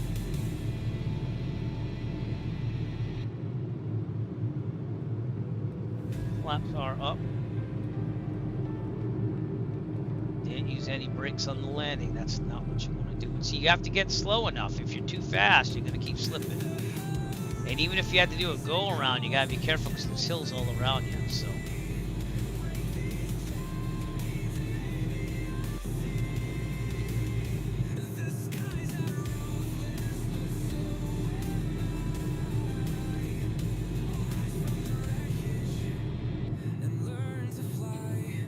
Has been out for a while. We're just sliding here. So again, I don't know if they have a thing for ice on this, but if they do, we're good. No one's pulling in. I'm not hearing anything on CTAF, so I'm just gonna go park it.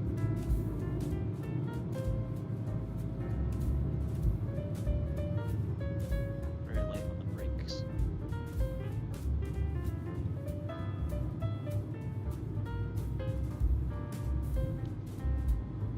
The only thing that this scenery doesn't have is like the little yellow cones and stuff. They can model things a little bit better. But yeah, I doubt that plane would land here. What is that? Maybe it would. I don't even know what the hell that is. What type of plane is that? I don't know. I'm gonna park over here. Yeah, it doesn't look like the type of plane that would land at Alton Bay. We're on ice, everybody.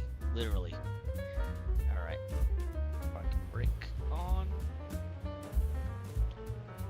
Okay. Be about 1,000. Let's look at our checklist. Tobii tracker off. I don't know what happened to my COM2, but I lost it, everybody. Alright. After landing, flaps up, car beats off, strobes off. Probably should have turned those off already. Light test required. No landing needed anymore. Pitot heat off. Trim set, take off. There we go. Transponder, alt squawk, ELT, verify silent, avionics going off, so that means radios. Yeah, I don't know what happened to my COM2, but it's gone.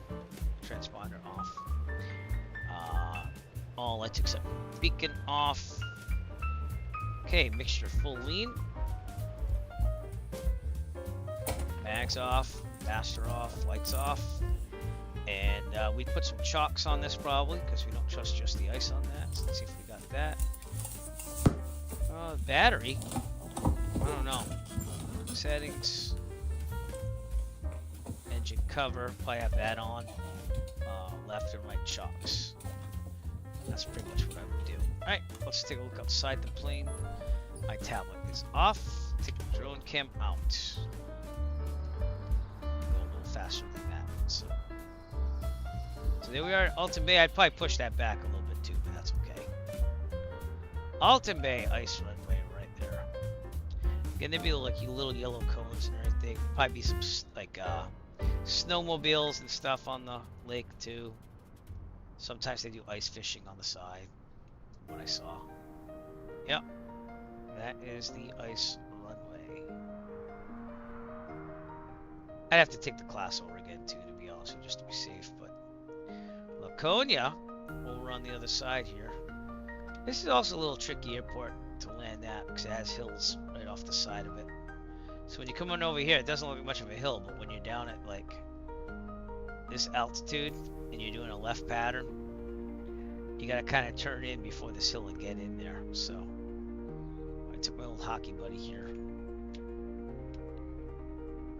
Well, we flew him around. So it was good times.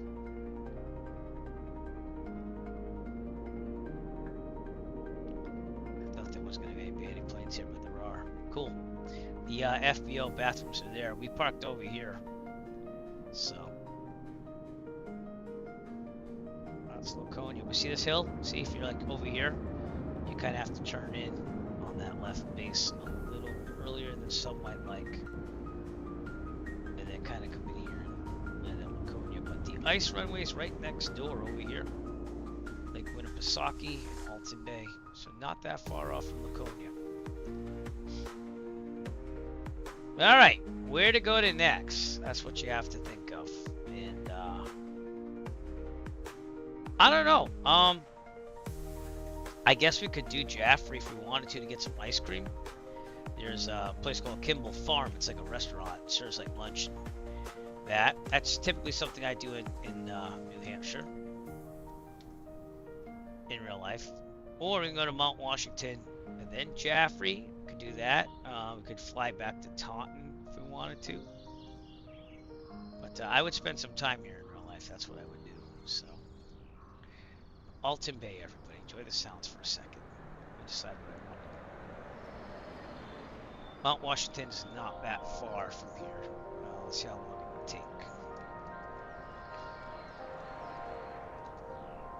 Take me 40 minutes, according to this, and we'd have to be at 7,500. Let's get over the mountains. It's about 40 minutes there. If I went to Jaffrey, it's about the same thing, but it heads towards Taunton. So, I might do Jaffrey. We haven't done that in a long while. So, from here, we might go to Jaffrey, get some ice cream, and I'll show you what that's all about. It's a nice place to go to eat lunch or to get ice cream, like an ice cream run. Still in New Hampshire, right on the border of Mass, and then we'll go down to Taunton. That's what I'm thinking. So that's what we're going to do. We're going to go to Jaffrey. I'm going to show you Kimball Farm, where it is in the airport. I think I have a little scenery there. Someone should make a scenery in Jaffrey. Or maybe I do have a scenery. I can't remember. But we'll depart from the ice runway. We'll go to Jaffrey, and we'll do that. So, let's show you in the tablet what we'll do. New plan, new Bravo 18. We'll go to Jaffrey, which is Kilo Alpha Foxtrot November. This has an interesting runway because it has a runway that goes either uphill or downhill. Typically, you want to go uphill, and that'd be runway 34, and that's what kind of favored this today. So I'm feeling pretty good about that. But you can land 1.6, but 3.4 goes up the hill, where 1.6 goes down the hill. And honestly, it all depends on like. Depends on winds. So, alright, let's depart out of the ice runway and get this going. I'm surprised that we didn't see any chocks or anything. Do you see chocks? See chocks? Oh, the engine cover. I'd actually have like a blanket over the nose for the oil though. So, but it did cover that. So that's cool. You typically want like a blanket or something to keep the oil warm. So, they might have limited oil connections, you know, for the oil pan. But I'm not positive on that. Alright, let's get back into the aircraft and do this thing. Whoa, what did I just do? I went to a different view. Whoa! All these chase plane views. You know what? I'm going to use the facilities before we do that, though. So I'll be right back. I'm going to leave Otto in the pilot seat for a second while I go use the facilities. And then we'll go to Jaffrey, New Hampshire. Man, I haven't done this in forever. This is great. I have to find Otto again. Where'd you go? Alright, we'll be right back. I'm going to use the facilities.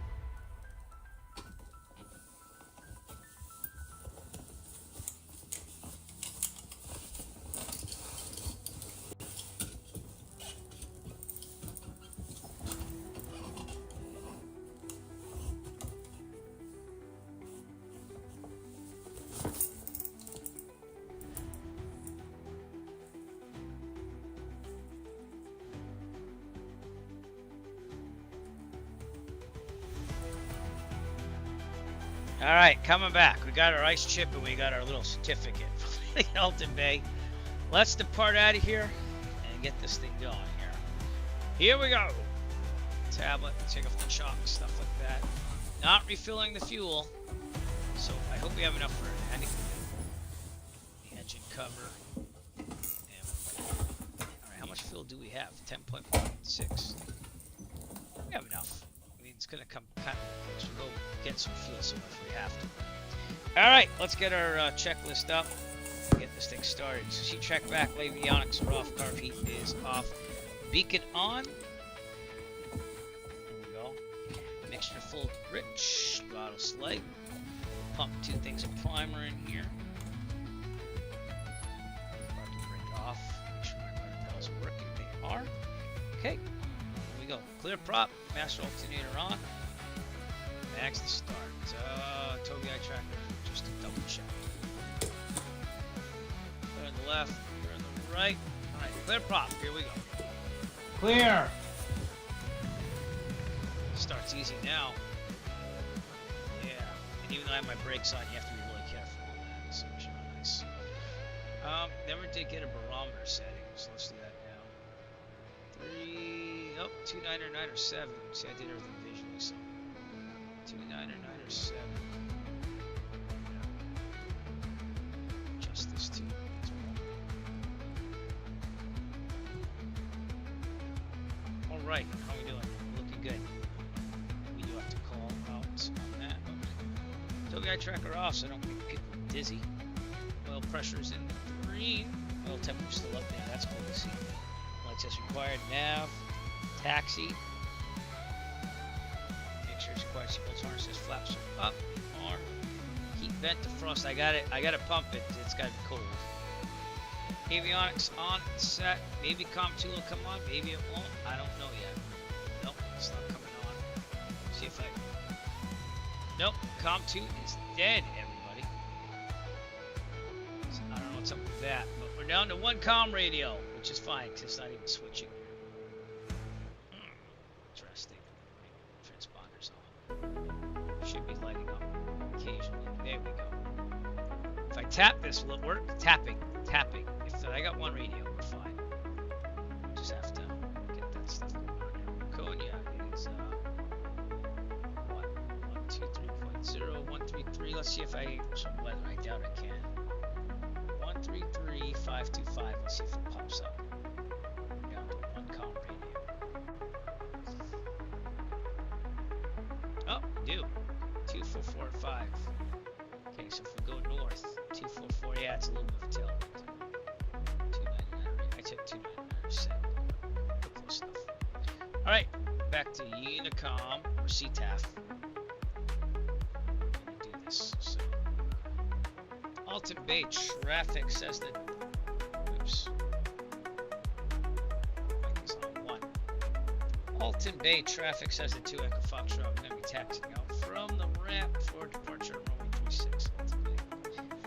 Okay, I think we're good, right? Altimeter set, radio test, brakes test, flaps up. Yes, we are. Okay. If I have to do a quick run up here, so we're set for takeoff. Let me just do the stuff I can. Flight controls fully correct. We're set for takeoff. Fuel on, brake set. Instruments, turn radius middle, no flag. Heading coordinates about where it should be. Feels good. Altimeter's good. It's about 500 feet. License good. Feels good. Make sure best in primer in and locked. 1700. We'll do that before we depart.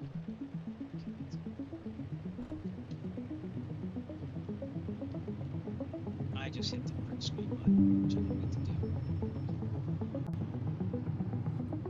So it's mostly the rudder that you're gonna get for control, not so much anything else. But, old short lines right about here, they'd have cones for you to see.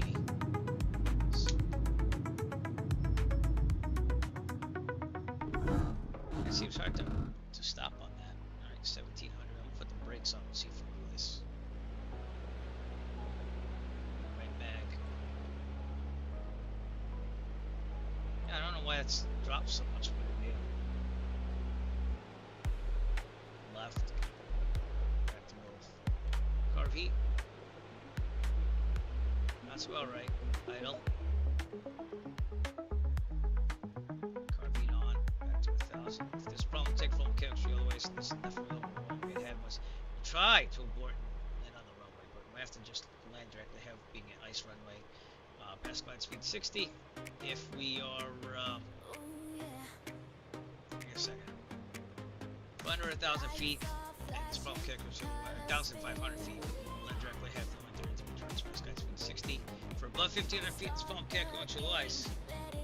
Best part might be to land straight ahead, to be honest with you. Again, best glide speed 60. Rotate at 50, climb at 67. Got that?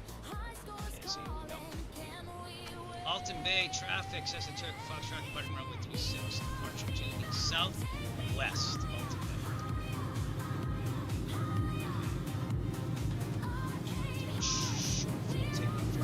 Goes back, full throttle, get ground effect. That was just a little bit. Rotate.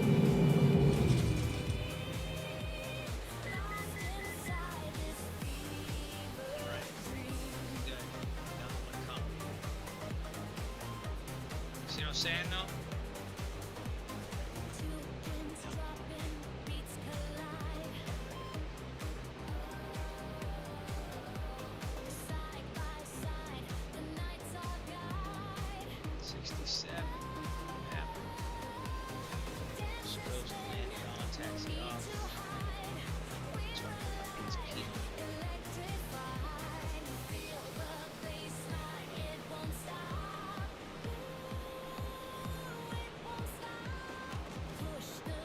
I'm going to go to the left in a second.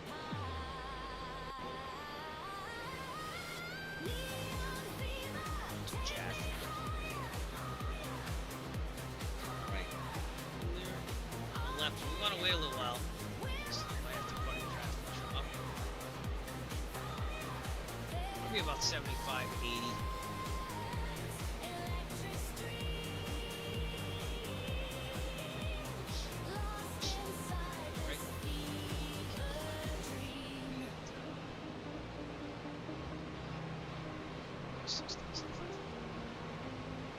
Take your time, because there might be traffic.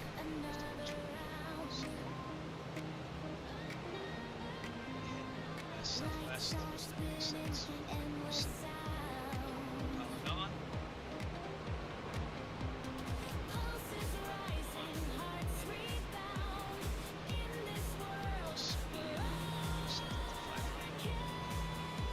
The altitude, yeah, we are good. We are fully motivated. Yes, we are quite operational. 2,000 feet. And climbing. I'm gonna go to Jaffrey, show you Kimmel Farm, where a good place is to get ice cream with a flight and ice cream at the end. So I'd love to take my kids there someday. My wife is very much against kids, so it's okay. It's been a while. So maybe this summer, Jaffrey. That's always been fun. Do have a video on YouTube, the Airplane channel, that shows me departing from Jaffrey, so maybe we'll look at that too. So, pull that up.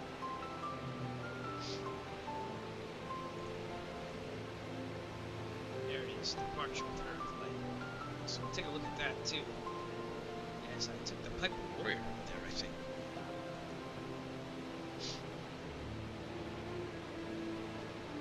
Let's choose slightly. Although we usually don't do it to 2,000.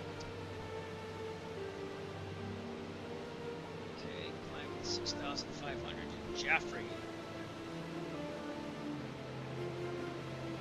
Goodbye to Alton Bay. Look at that. This picture. We did it, everyone. We hit the ice runway. We made it happen. It's the best I'm gonna do, because I can't ever seem to get there in real life. We're on our way to Jaffrey, New Hampshire. Get some ice cream. You can only come here during the day now, so there's no overnight parking, because you're on a lake. That's it right there.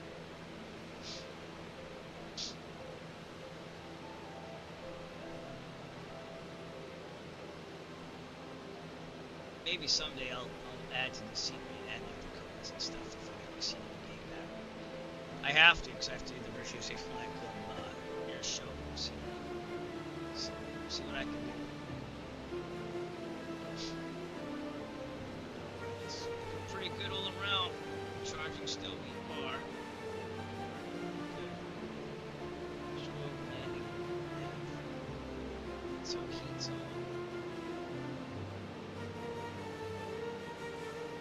Really have to make sure the door's not.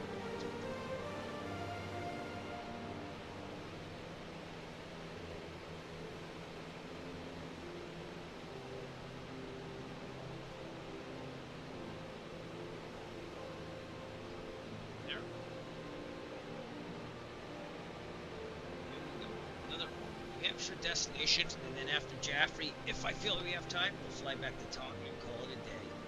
Down to one comm radio. This is a WB Simplot thing.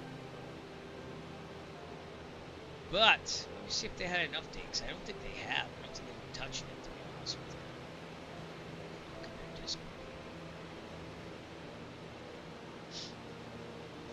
52.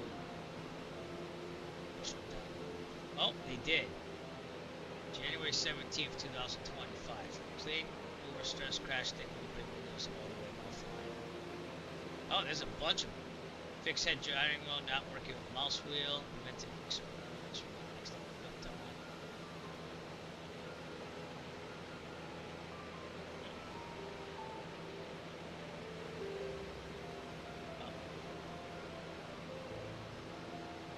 They also had a file structure change and 30-part limits will not work without getting updated versions or fixing new stuff. So, well, I'm going to download it at least.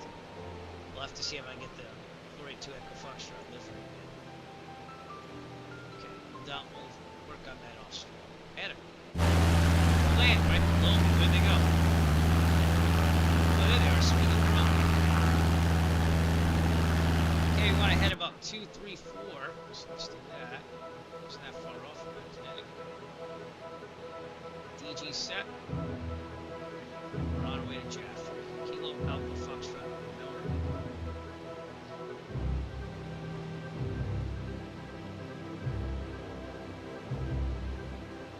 There's a little wind from our southish. So we're grabbing into it.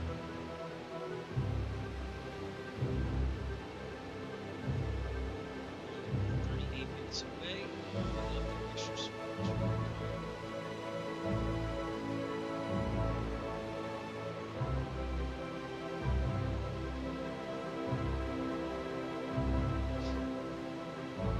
Pretty good. Cleveland Center's the only one on, so there's no ATC. That's okay.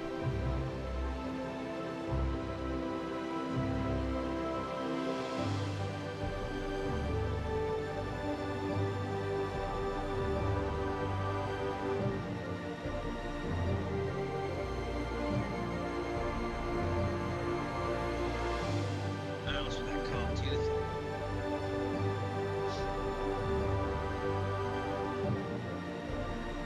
Oh, chicken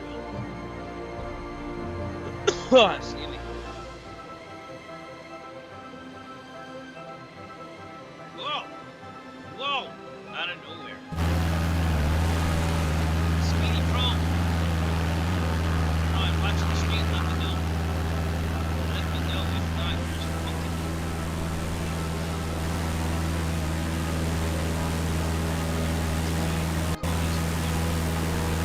That's Garrett. Someone put some money into that.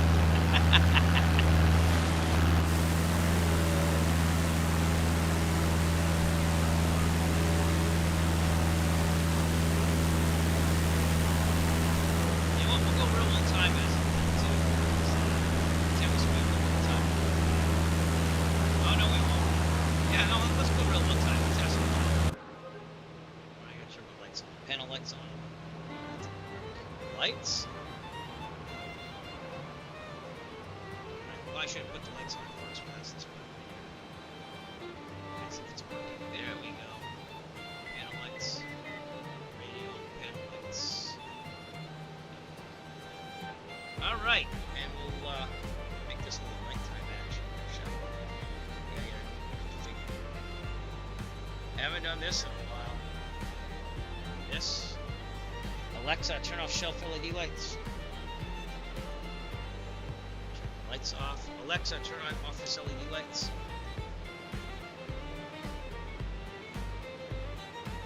Turn this thing off. Put my lights to red. That's the one. Alexa, stop. She's trying to tell me something. Color. Red. Color. Red. Let me look at it. A little bright still, but we'll go with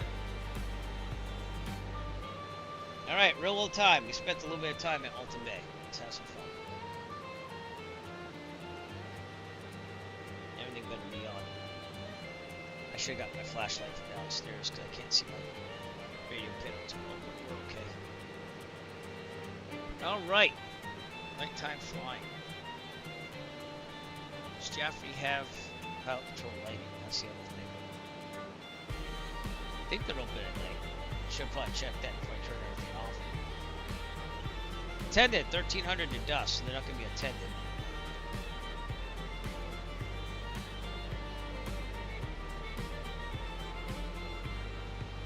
Does it have lights? I don't really know. This is probably stuff I should have figured out before I went totally makeover on this thing. Alright, let me look at this.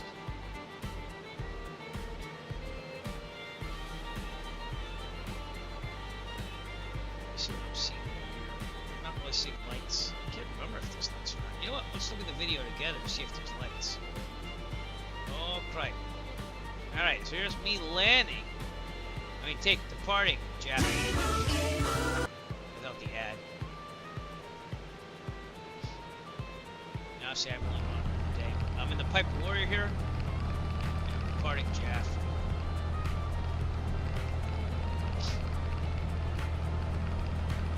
Where am I? Rocking the 94 U.S. Soccer World Cup jersey there.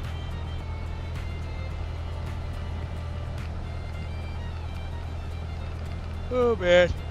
Alright, let's fast forward. So I gotta like get down the runway. But if you notice, I'm going down the runway, so you have to go back taxi all the way down. This is our parking still. The gentleman that runs this airport, he might even own it, lives in that house. So.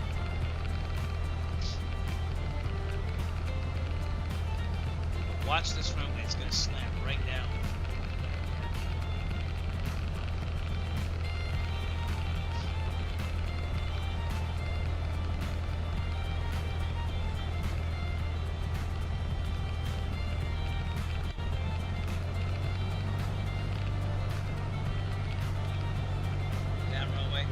Right now, they repaved it. This is a couple of years ago. So I posted it 5 months ago, but they did this like a couple of years ago. It's got a nice paving on it. Yeah, I don't see lights, so I don't know. It might not be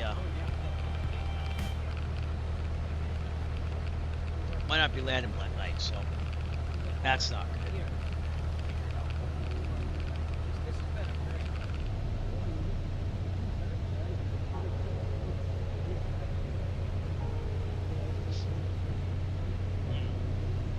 Yes, you can land at Jaffrey, New Hampshire at night as a public use airport. And the airport has runway lighting that is typically controlled to CTAF, which is 122.7 according to AI, but the CTAF here is 122.8. So we'll get to use the push to talk add-on. Aircraft night flight, I got that. Yeah. Okay. Yep, I know how to do that. But yeah, it doesn't say that in here. The chart's intended to dusk.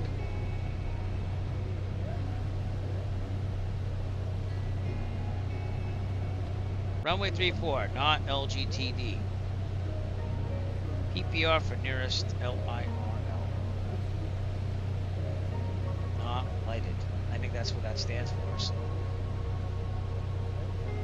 I don't know. Maybe they got rid of the lights. Because I don't see any lights here. This is after they paved the runway again. They did a nice job with the paving. We just went downhill that whole time. Then I do my run up and stuff, make sure everything's good.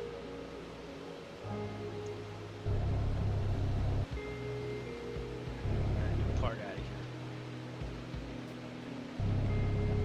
So I don't know. Maybe the sim will have lighting and I'll just go for it. So.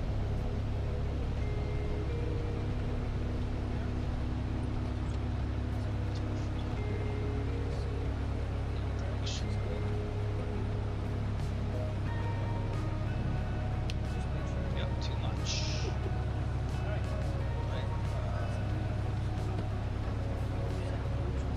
Alright, let's see the departure out of Jaffrey in the Warrior. I did get ice cream that day. It's pretty good. So there you go. Freshly paved, back a couple of years, less gray hair. And that's where we're going to be going to and departing out of. I don't see any lights though. Do you?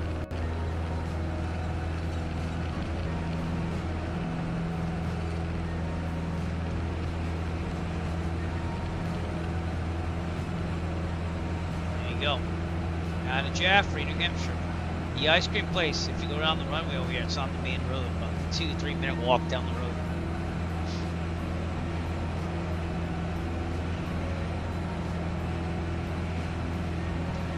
But it's pretty cool. I like going there. It's expensive, obviously, to get just ice cream, but, you know, not the ice cream itself, the actual flying. There you go. Now it's departure out of Jaffrey. We'll leave it there. So, pretty cool, huh? Thought it was cool. Kind of miss flying like that. Videoing it. I'm looking to get a new action cam too because the GoPros don't do well at night. So, but we'll see what we can do. Again, appreciate you all coming on board. Might be a little unrealistic. We're probably gonna turn on the night lighting as we get to Jaffrey because I don't think it's lit, to be honest with you. But. Wind runways 3-4. They want you to try to land north if possible, so. And we will try to land in a northerly direction. I'll show you the tablet of where we are right now. A little bit of everything on this stream. A little night flying. Although, yeah, this will count as night landings when I get there, because it's an hour after sunset. When is sunset? Which if I watch. One thing my Platt watch does well, it tells me when sundown is.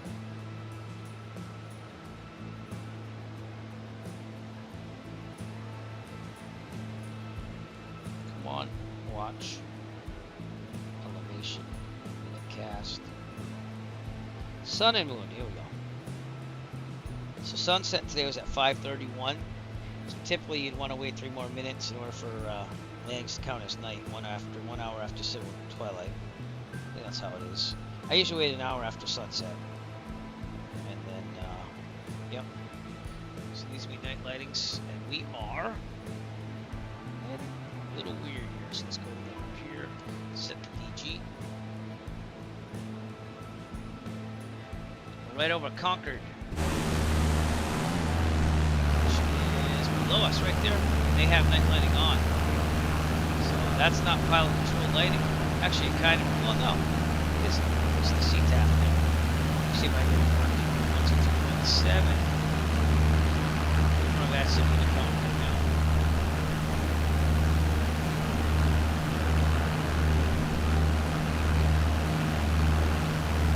Don't think it's pilot controlled lighting.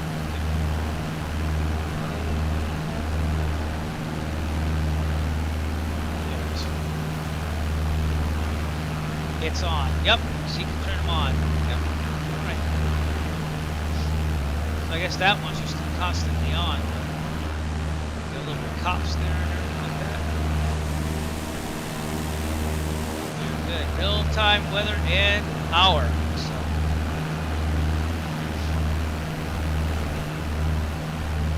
Very cool.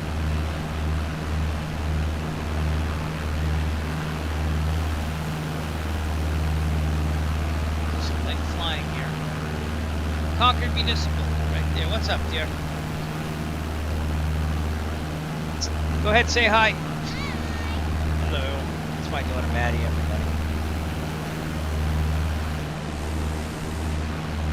Check out our newest vlog on the Real World Eric channel. That's youtube.com/ampersander at Eric. Real World Eric. At Real World Eric. All one word. We went and tracked down Jim Kent Torrey from the Weather Channel because he was in Plymouth, Massachusetts before the storm. And we were bored and school was canceled already and all that stuff. So we went on a mission, and you'll have to find out if we found him. Real World Eric on YouTube. Check it out. It's a vlog. Had lots of fun making it. And you might see us run into Jim Cantori. It's actually a really good video. youtube.com/@RealWorldEric. And if you want to subscribe, I would appreciate that. 'Cause it's a new channel. I also put those vlogging videos on the Eric DIY channel as well. So we're gonna... I have one that's ready to go up there. I have to make more Real World flying videos. I have to go through all my old footage and do that. But I might also include drone footage. I'm actually, I have my drone license, commercial drone license. Doesn't mean much, but yesterday I had some fun.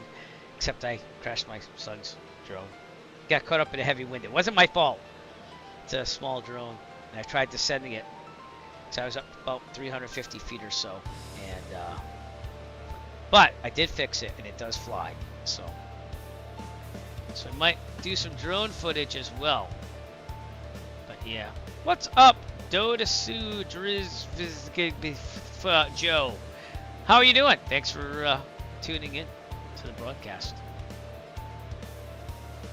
Oh, okay. You said hi. I just went with it. I just didn't know. So well, hello. And welcome to the broadcast. Appreciate you being here. Hope you're enjoying this night flying out of Alton Bay.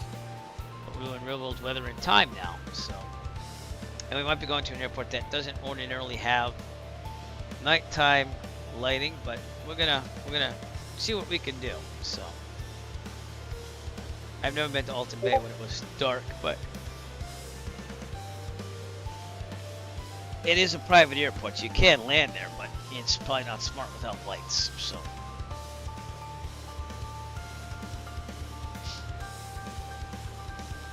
I have tons of add-ons, so you see the cop cars and stuff. That's for 2020 add-on. I can't remember what it was, but it's a pretty cool one. It makes it a little more realistic. They go a little heavy on the cop and fire cars here and there, but it's nice to see. And that's Manchester down there, all for a wing. So my family history, my family moved down from Canada through Manchester down to where we are now. So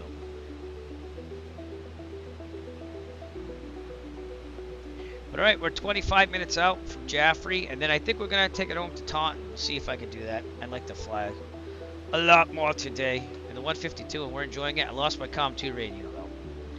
In real life, I'd be pushing that thing into the panel and seeing if it's just a loose connection, but that is a Microsoft Flight Simulator problem. And that's just what it is. God, I miss real world flying. I have like $150 almost towards real world flying saved up, but and I gotta do the taxes. I file my own taxes, so I'll be hopefully starting that tomorrow. We usually get a refund. I haven't had to pay taxes, but we kind of set it up that way. They take out more than what we need to pay. It's a pleasant surprise, even though it's like a free loan to the government. It's nice to have a little extra. But, dude, I just gotta keep doing my little entrepreneurial stuff on the side. Sophia Vanderheiden, how are you? Thank you for tuning in. Hope I said that right. I think I did. Thank you for coming out to the broadcast. Appreciate you. We're flying in New Hampshire. We went to the Alton Bay, only FAA sanctioned ice runway, did a landing there. And now we're going to Jaffrey Airport, where I usually go in real life if I want to go fly and get some ice cream. And then we're going to probably fly it home to Taunton, Massachusetts, around where I fly in real life. Well, I live. I actually fly out of Plymouth more than anything, so. But, all right, I try. Part of my family is the Comax family, and they lived in Belgium, so We have a little bit of Dutch history in my family as well. My great grandmother had the last name Hendricks. Not related to Jimi Hendrix. Manchester, New Hampshire, right there. Manchester International. I can't remember who made that scenery, but I know that that is scenery. So let's check that out. Kilo Mike Hotel Tango. Aero Designs, Manchester, New Hampshire International. It's kind of like you got 3 airports around here if you're going to go commercial. You have Boston Logan, which is the huge airport. Then you have Providence, Rhode Island, which is right where near my house is, about 20 minutes to the west of where I live. 20 or 30 minutes. Then you have Manchester, which I've never departed out of nor went to. I've overflown it though in our life. And that's the northern part. So those are the 3 big airports around here to take a family vacation out of and stuff.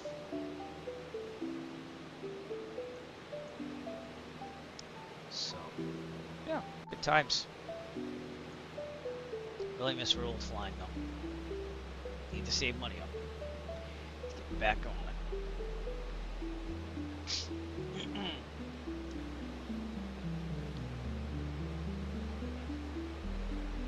I wonder who November 1 Romeo Sierra is. Let's see what that airplane is all about.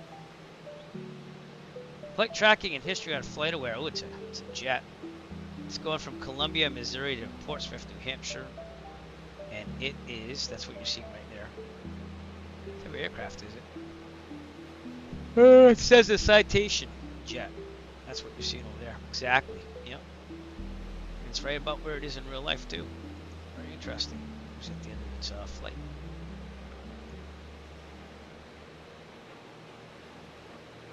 Oh, there you go. Well, that's a lot of ethnicity. There's nothing to be worried about in that one. So, thank you for coming up to the broadcast. I do appreciate it. All right, let's take a look outside. Manchester is the background. We're flying a very slow aircraft. It's the first plane I learned to fly in real life. Was the Cessna 152. And the prop is really hitting that light hard there. Pretty cool. Beautiful stars. Real old weather and time right now. There's the moon. Taking screenshots. Thank you so much. Appreciate you liking and subscribing. I wish that my alert would go off. It might in the future. Might be a little delayed. I don't know. What I'm supposed to say. Subscribe. I do appreciate that. So thank you. Might be a little delayed. But I do appreciate it. Alright, Jaffrey in about 20 minutes. Pattern altitude is going to be about 2,000. There are going to be hills around there. And we do have to get some weather here. So, closest place for Jaffrey. Oh, they have an ASOS, 135875. I'm down to 1 radio because of which is totally legal. So let's see if we get some weather here. Jaffrey. Kilo Alpha Foxtrot November. Oh, and it Weather works! observation. How cool is that? 2300 Zulu. 2045. 2045. Favors 16. Visibility 10. Sky conditions clear. Temperature tree C dew point -1C. Altimeter 29999er. Now how much is the wind? And let's do a Kilo crosswind Alpha component. Foxtrot November automated weather observation. 2300. It's the closest general aviation airport to where I live, but I actually fly out of Plymouth most times. Kilo Papa Yankee Mike. Sky condition clear. So I rent Temperature out of the tree flight C school dew there. point -1C. Altimeter 29999er. Alright, look at the winds. We're going to do a crosswind Kilo component here Alpha just to see if I Foxtrot can November land automated 3-4. weather observation. 2045. 2300 Zulu. Wind 204 at 5. Visibility 10. Sky condition there you clear. go. Yeah, if I do 3-4, it's not much of a tail. It's 4 knots. Altimeter 1-6 would be the one that you'd kind of want to go. Kilo Alpha Foxtrot But November I think I'm automated going to go weather 3-4. observation. 2300. Because knowing this airport, it would be better to do that. Alright, we're back, and so Kilo Papa Yankee Mike is where I rent out of in. But Taunton's the closest one. I could actually bike there. I biked there before. It's like 20-something miles from my house. So, and it's gotten better there. They had problems with the airport management way in the past and stuff, but it's gotten better. The new management's good. They hired someone new, and then that guy left. And, yeah. All right, we're gonna overfly the air. No, we're not gonna overfly. Well, we could overfly. We could overfly. All right, let's start our descent. So 2,000 feet. Let's get that going. Set up.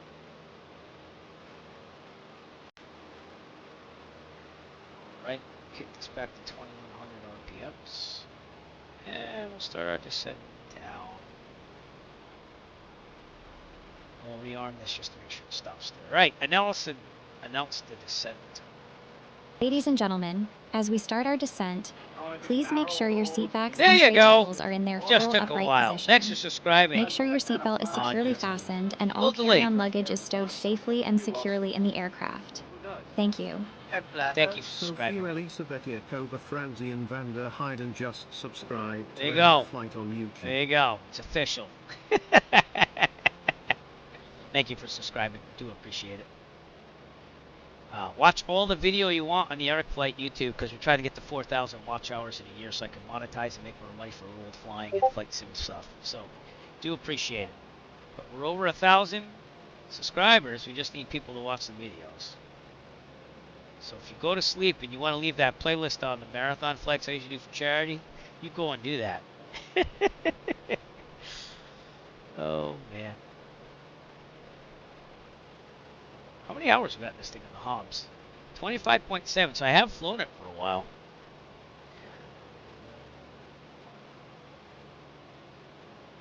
But, yeah. 15 minutes off from Jaffrey. CTAP is 122.8. And we'll make a little announcement soon.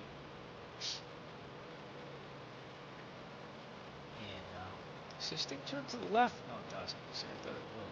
So many things installed.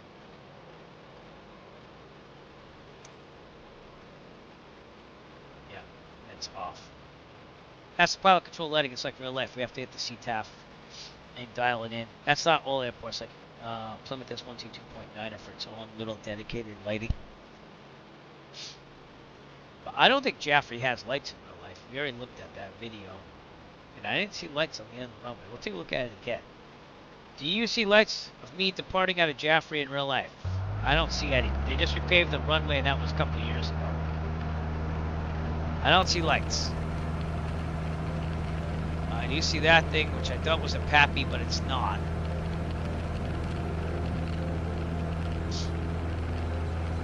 I'm not seeing lights. But we're going to be landing on this runway, that way. Goes uphill. Goes right uphill.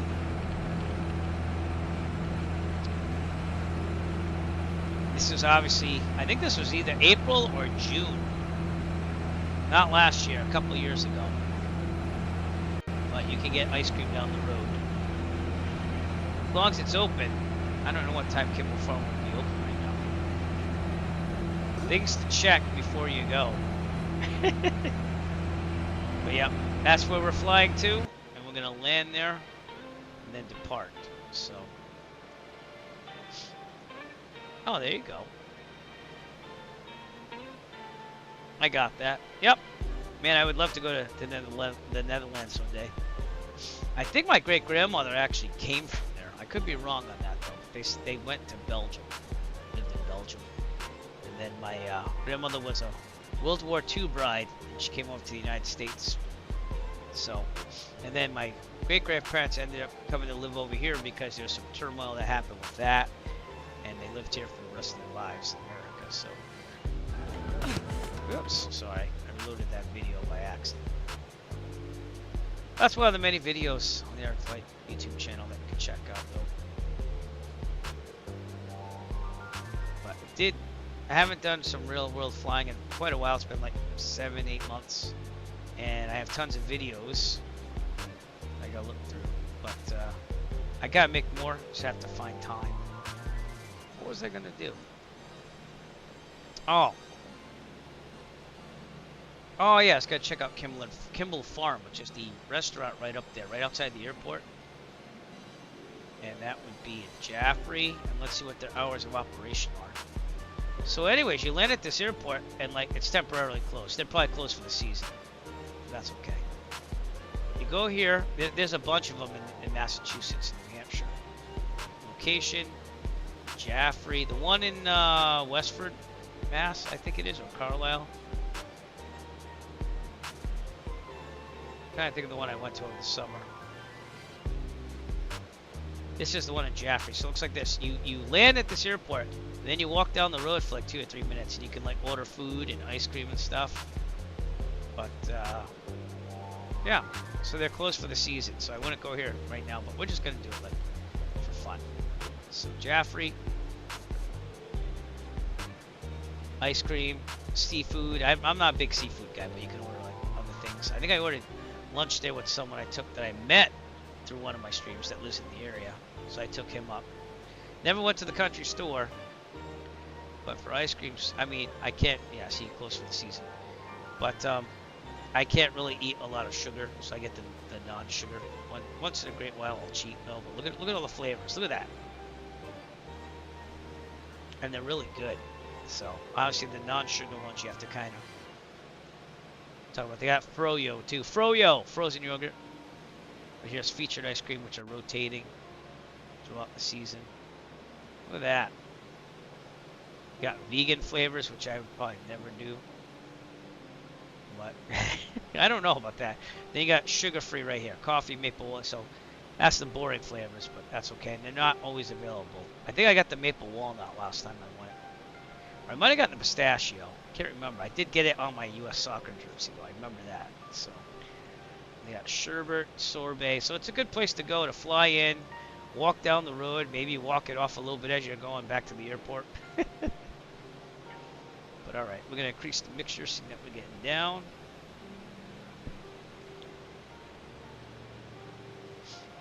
We're going to Jaffrey.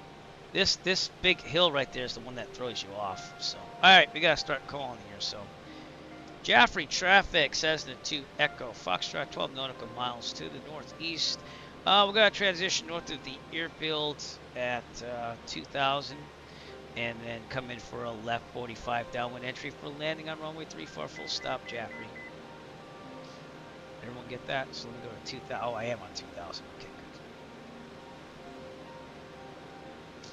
Actually, let's go 2,500. I have 500 feet above. And Jaffrey traffic says the 2 Echo Foxtrot. We're actually going to fly the airfield at 2,500 and then enter a left 45 downwind entry for runway 34 Jaffrey. Very good. Very good. So 2,500, so we have 1,500 feet above. Pattern altitude. Overflying is not bad at that, because you don't get a lot of jet traffic here, but jet pattern will be 1,500 feet over, so still have to keep your eyes out. But look at these beautiful hills in there. This is why I love flying to New Hampshire in real life. You don't see this in Massachusetts as much unless you go on like near Boston and getting towards New Hampshire. But man, beautiful scenery. Again, I don't know if Jaffrey has night lighting, but maybe it will be a MSFS-ism and it will work. Seeing that I am 9 nautical miles, I guess I can try to turn it on. So here we go. See if it's on. A little cheat system here will tell me if it's on. Nope. I'm going to try that one more time.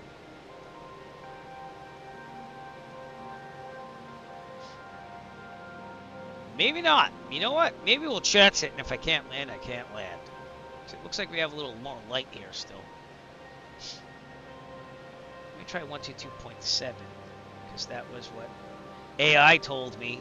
But I don't think that's going to be it. Let's try it.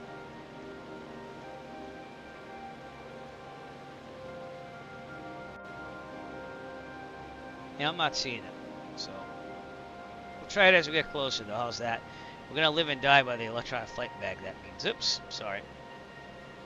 There you go. So that little magenta line will get me in there, and maybe I can see the runway, and we'll do a landing. I would not recommend this in real life, by the way. Make sure that you know what's going on. It's a Y. Hayden, right? I gotcha. You can add it on Discord. If you want to go to my Discord, it's tiny URL.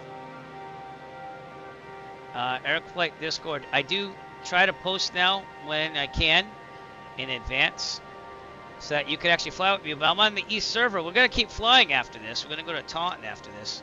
But you can be my wingman anytime. I don't mind. Or wingwoman as it is. You are still dangerous.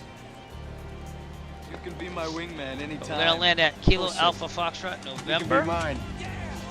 That would be this. And then we're going to go back to Taunton, Massachusetts, which is that. So, but we're going to try landing here first. Did I miss something? Something happened. My autopilot's not working again, everybody. Could be the wind. For some reason, it picks up here. It's not realistic, but you know. All right, Jaffrey should be out here, and we're going this way to kind of go a little bit north of the airport. As long as my heading button works, set for DG again. Looking good. And how's our fuel? Oh, we're doing fine. Okay. This thing has about 4 hours of fuel, but if you lean it out right, you're good. You want to go full rich on the mixture, so you got to run your 3,000. We're looking good. Beautiful hills.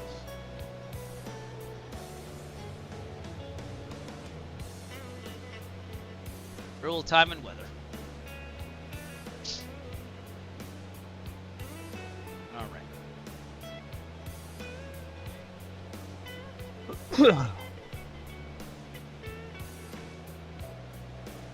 And I'll show you where that Kimball Farm is if it shows up in the scenery at night. If I can change it, I guess, and go back to normal time.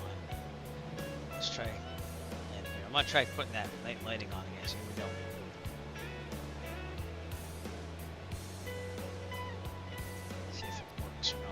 I doubt it has that. Nope, doesn't look like it. All right, well we're gonna chance it. Don't do this in real life. Jaffrey traffic, Cessna 2 Echo Foxtrot, 6 nautical miles to the northeast, transitioning north of the airfield to enter a left 45 downwind entry for full stop runway 34 Jaffrey.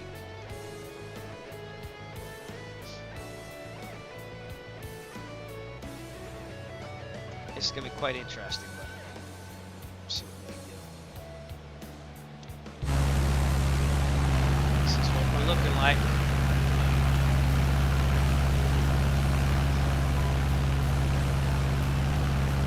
Note to self, only go to Jaffrey during daytime to dusk. We have no COM2 radio. For some reason, it's just not working. Turn it on and off, it's not working. Luckily, our alternator is still charging slightly. Speed go up here. Oh, I should bring that along. That's alright. Alright, and if you're looking at the electronic flight bag, that's what's doing the navigation right now. So we're going to be a little north of the airfield. Kind of turn this way and then come back in. Right. Looks like they got more snow here than they did where we were before in New Hampshire. So, interesting.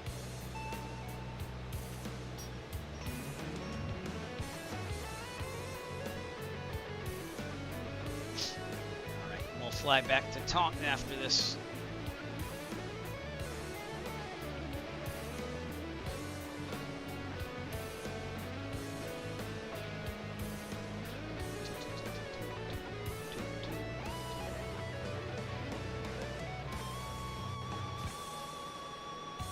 .74 knots ground speed, very slow compared to other aircraft, but I haven't flown the 152 in quite a while.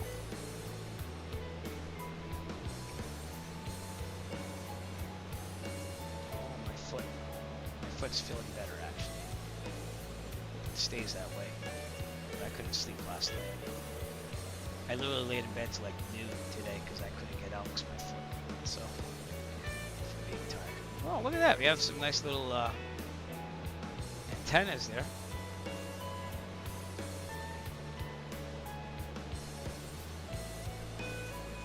Jaffrey should be over here somewhere. We'll see. We'll see if we can see it. Cop cars there. Fire car.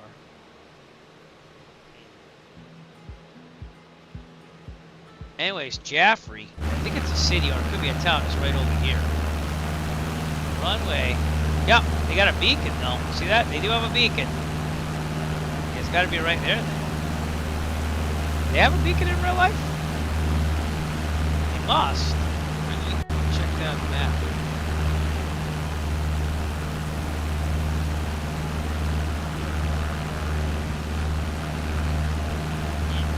I'm not seeing a beacon here in real life either.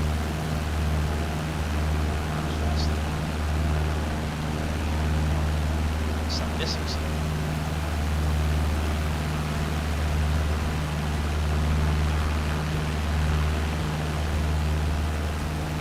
It's a nice little airport though. And the guy that runs it, I think he owns it too. He's a pretty nice guy. Jaffrey Airfield. Established 1916. Did I read that right? Anyways, I'll show you this while we're flying. So this is right outside the airfield. Jaffrey's up here. That's a sign for it. What you do is you come out of the plane, you walk down here, you go really careful. And right up here is that Kimball Farm place where they sell the ice cream. And then you just walk back. So the airfield's up there. So it's a nice little place to go. Flying, if you want to do something like flying and eating. Alright. Oh, there it is. It does have light. Okay, cool. Well, we'll go with it because it's just not pilot control lighting then. Anyways, we're going to go a little bit to the north. And then we're going to do a teardrop left 45 entry. Yay! And the simulator has night lighting. So I'm going to come right in here. And then the Kimball Farm's down here somewhere. But, yeah. Cool. Well, I feel better about my chances now. Feel a lot better. Yay! It's actually easier to find at night. That's what the lights are. I don't think that's pilot control lighting. It's just normal, always on. Yep. Cool. All right, we're gonna take it El Manuel. Autopilot off. Picture's full. Toby eye tracker on, so now I can turn my head. Where's the airport? Oh, there it is. Okay, good. Started to set down. Looking pretty good. Jaffrey traffic, Cessna 2 Echo Foxtrot, 2.5 nautical miles to the northwest, entering a 45 left downwind. Full stop for runway 34, Jaffrey. Okay, it's all visual from here. Here's the runway. Very cool.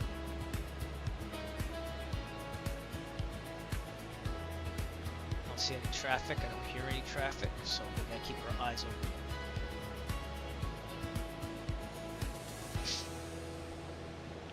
We are going to land on that runway, which goes up in a slope. It's like a hill. A little bit too high here. Okay.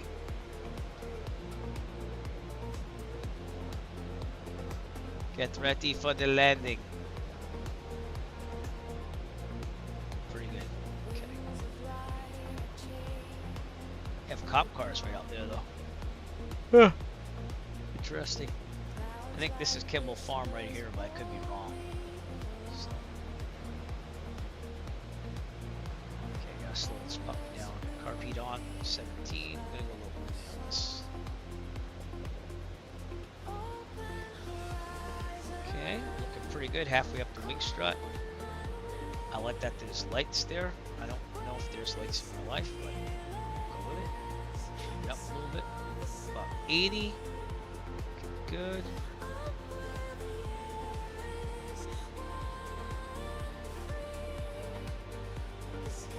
Slow down a little bit.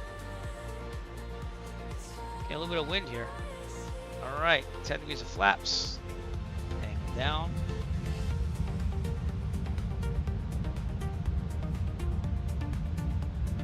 Pretty good. This thing's a little underpowered here and there. Should be about 70 knots or so. We'll be landing around 60. So, alright, let's turn left base. Clear. Jaffrey traffic says the 2 Echo Foxtrot left out, went to base, runway 34, full stop, Jaffrey. And that guy that watches over the airfield, he'd be on his handheld listening to you and telling you where to park. He's actually a pretty nice guy, so. Okay, how we looking? Oh, looking good. A little bit more, and we got this. Okay, back to 1500. Another 10 degrees. Gonna turn final. Yep, a little slow here.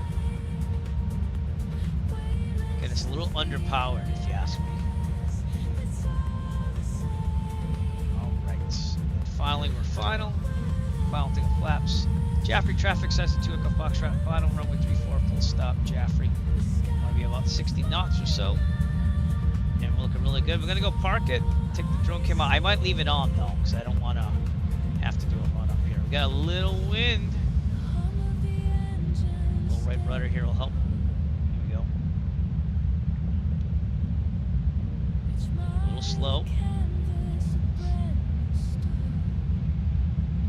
Looking pretty good now though.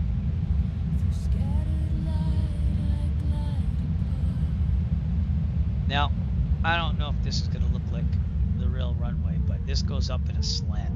So throttle's out. There we go. Not bad.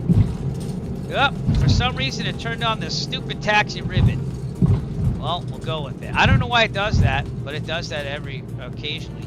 You think that if I hit hard it would turn the radio on for 2, but it's just goes with the music. It's a rave, everybody. I don't know what to say. Yeah, in real life it looks like it goes up more in a slant. I gotta be honest with you. So, all right, a little bit of brakes here as we turn off from parking. And we got the retro arcade feel as we come in here, because for some reason it turned on the ribbon again. There'd be cones here.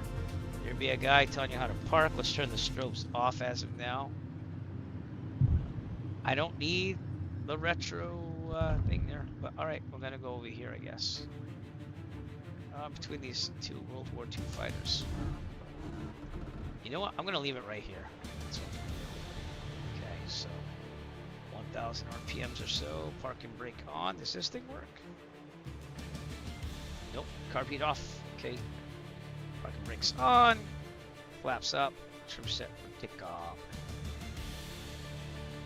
Yeah, right. Toby eye tracker off, and let's go show you where Kimball Farm is. I'm gonna leave it running though. Okay. Okay, so here is Jaffrey. I'm gonna turn off that stupid thing there. Give me a second. Assistances. I don't know why it turned it on. I didn't hit anything to turn it on. I don't need the taxi ribbon. Thank you. Okay, Jaffrey over here. I haven't seen this many aircraft. I have seen a couple parked over here, like where we are. Main hangar would be over here, which does not look like that at all. But you can go sign in there, and then the guy usually comes out here with his handheld. If you want to go down to Kimball Farm, though, you're going to go down this hill after parking. You just walk it all the way down. And then, I think there's a path this way, but I usually take the road. And I go right up the road.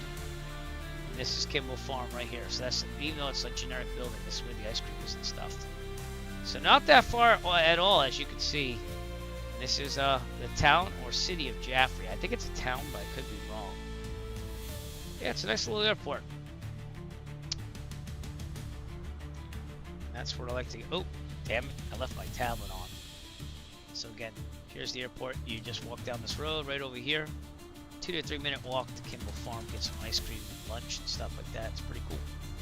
So, all right, we're going to depart out of Jaffrey here. Someone's really got to model this thing. That'd be awesome if they did. It's one of the best places to go, honestly, if you want like a day trip to do something on a plane. But we're going to depart out of Jaffrey, and we're going to go to Taunton Municipal Airport, back to the closest G8 airport where I live. So that's what we're going to do now. I'm going to turn it to the left here. Let's get everything ready, though, before we do anything. So, that's that. Set for takeoff. Good. Flaps are up. See my checklist just to make sure. Flaps up. Carb heat off. Strobes are off. Lights as required. Pitot trim set for takeoff. We're not doing anything else. Okay, good. All right, we're not gonna have to do the run up. We're just gonna go taxi down and depart on 3-4. That's our goal. So that's what we're gonna do. Toby eye tracker on. Taffy is 122.8 here.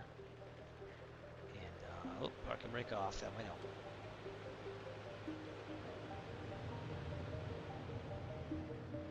Should be good. Turn off my strobe lights so that I don't blind anybody. Look at those nav lights. How realistic is that? It's pretty good. Taxi lights on. I'm gonna call it here. So, Jaffrey traffic says the 2 Echo Foxtrot back taxi for departure on runway 34. Jaffrey. Yeah, I don't remember there being night lighting here, but we'll take it. We'll take it. Now it looks like it goes downhill though, so I don't know. This is kind of what it looks like. Yeah, straight down. And we're gonna depart just like I showed you in that video.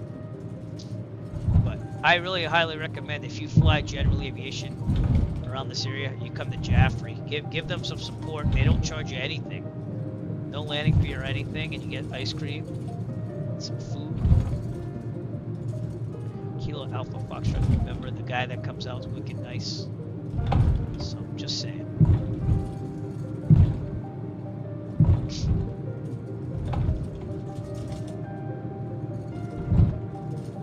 Got some birds up there too. There's supposed to be a see, I'm going fast because we're going downhill.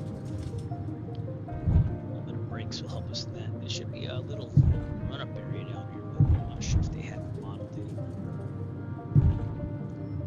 Regardless, we're going to use all the runway we can anyways. Man, look at that. Look at the lights reflecting off the snow and everything. Pretty cool. There's a run-up area. Alright, we'll turn around in there. I think it's a little wider than what it's showing here, though. Maybe I'll just turn around here. Alright. Strobe lights on, landing lights on, taxi lights off. Problem, take a full mechanical issue, the Weiss, and this is enough available runway ahead of us, report takeoff line directly ahead on the runway. If we are under 2,000 feet in this palm mechanical issue, the Weiss will land directly ahead of the 132 turn specified. Best glide speed in this is 60. For above 1,500 feet in this palm mechanical issue, the Weiss. Take a turn to the left because that's where the wind's coming from. Land down and taxiway the grass. The runway whereas available to us. Best glide speed again at 60. Rotate at 50. Climb at 67. And I think we're good. So we're going to make this happen. Here we go. And release. Jaffrey traffic says 2 Echo Foxtrot departing runway 34. Departure to the south. Jaffrey. My rudder pedals keep slipping, so I apologize. I'm trying to get them to not slip. Rotate. Rotate. My rudder pedals are poop right now because they keep slipping on the floor. That sucks. Alright, let's get a good departure out here. We'll turn to the left. I'll go back home to Taunton, Massachusetts. Turn this tablet off for you. Give you some views here. Wow, get some light flashing there. Trim up.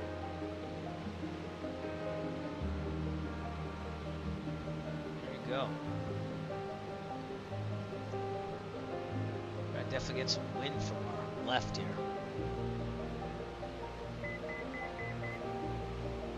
Well, that was cool. Okay, clear on the left.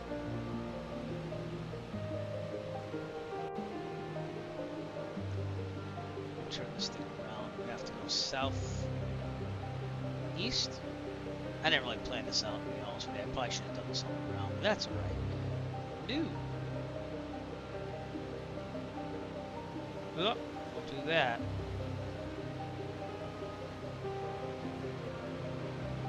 Try to tell me eye tracker so I don't make you dizzy. Keep climbing, Eric. This is why I don't do this in my life like this. Alright, Toby eye tracker so I can see around. There's the airfield. Pretty good. Turn left again.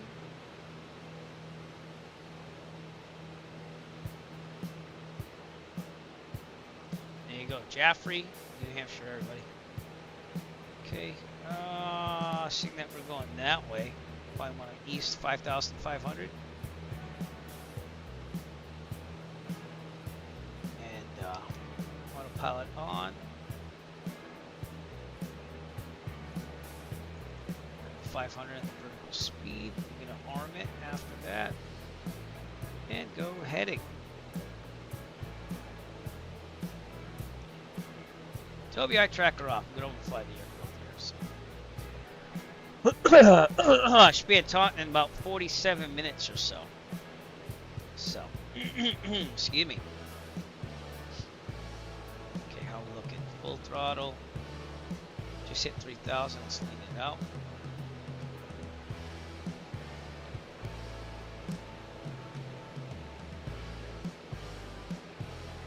This will be our final destination of the evening as we overfly Jaffrey. Real time and weather. This thing it is still might be up by a minute or two. Nope, it's live. Cool. And that would have counted as a night landing there too. So. Okay, maybe we get some flight following on the way home if they're available. It doesn't look like it though. So again, we departed out of Taunton, overflew Boston, Massachusetts, went all the way to Alton Bay, the only ice runway in America. Then we departed out of there, decided to go to Jaffrey, New Hampshire. Did a nice landing there. What was my descent there? 147, not terrible.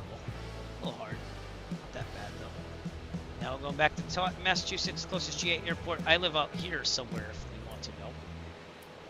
Don't track me down or stalk me, but I'm gonna go land in Taunton again and call it an evening.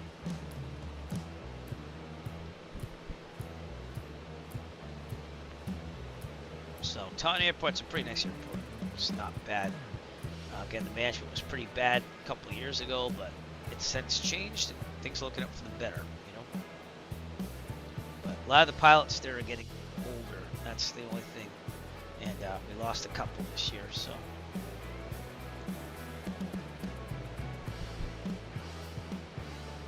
Doing good on fuel. That was my biggest concern, was having enough fuel for everything, because I didn't refuel anywhere. But we're good.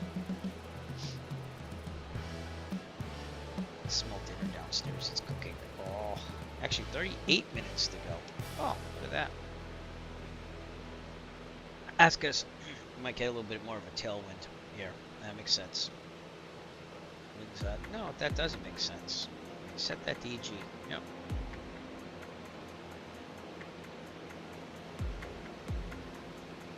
Does that make sense? I don't know. It could just be the winds aloft are different. Believe it or not, we're almost in Massachusetts already. Jaffrey's kind of near the border. So, yeah. Again, feel free to join us on the flight back to Taunton.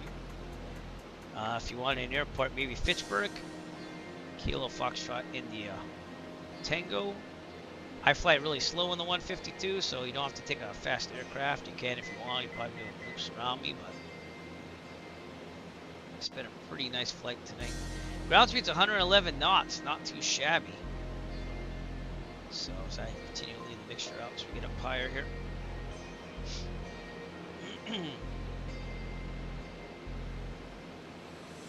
Very cool.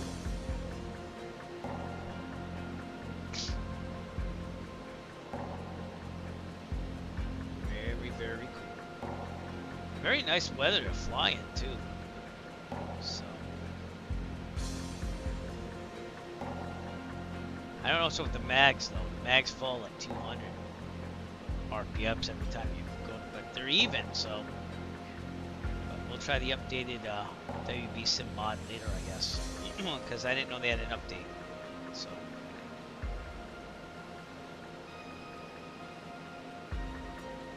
out of Jaffrey, New Hampshire, everybody. One of the premier places to go for a joyride in a plane in New England. I gotta be honest with you.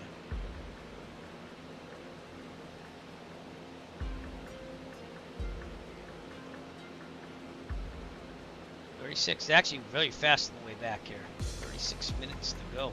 Going to this, and I'm still climbing, by the way. Almost at cruise altitude. This thing sips fuel. It's very good on fuel, but you're going slow too. Ahead of us would be Fitchburg. We are in Massachusetts. We just crossed into it. So Fitchburg should be out there. Gardner should be out here somewhere. I've landed there as well. Orange, which is out there, I've landed there as well. So, no left that is. So I hit all these airports up here. Turner's Falls, I landed at. I still have to go to Minuteman Airfield someday. That's got to be close on the I need to fly somewhere where should I fly list. That's in Stowe, Massachusetts.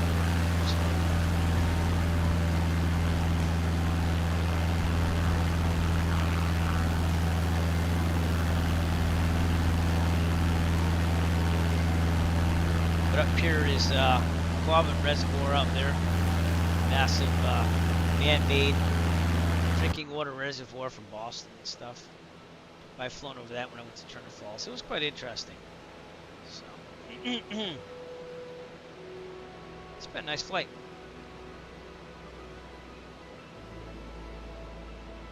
Very nice flight.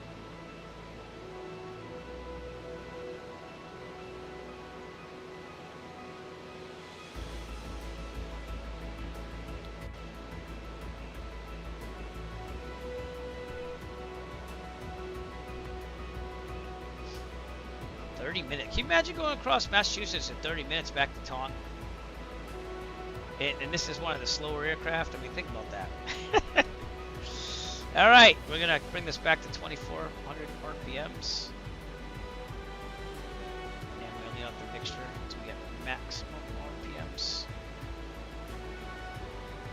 Oh, we already had it there. All right, about there-ish. Okay. That's where it shall be left. Good, good. Alternator charging slightly. Pressure, temp, good. Fuel quantity is awesome. When you get about halfway, you gotta start thinking that you only have like an hour at realistically. Instead, we have an hour in reserve. We're legal. You have to have 45 minutes of fuel extra. Over here, this is, I think that's Fitchburg, to be honest with you. Right there.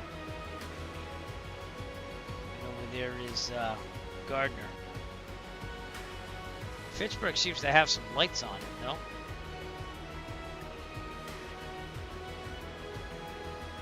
me see what it has. That's not it. Fitchburg. Find K-Fit.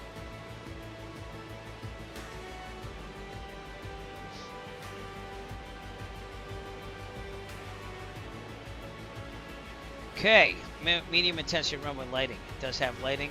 Happy.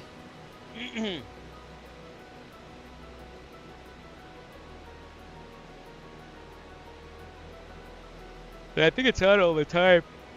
Oh no, activate runway and lighting through the 123.0. Well, that's interesting. Alright, let me make this plan again because it erased everything I just had there. Active. Actually, it didn't erase everything. I just had to make it active again. Cool.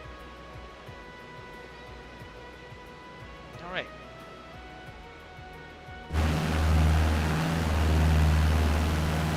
Yeah, I guess that's just right. 1, 2, 2.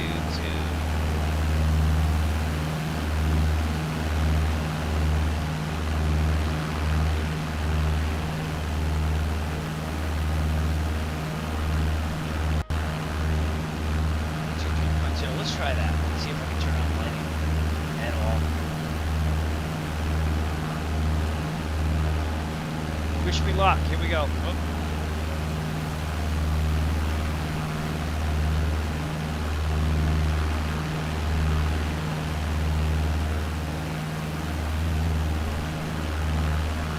It looks like it's on. That's why I'm confused.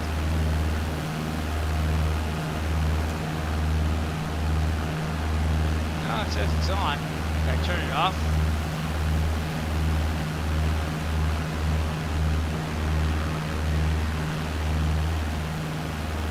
Now it's on low setting.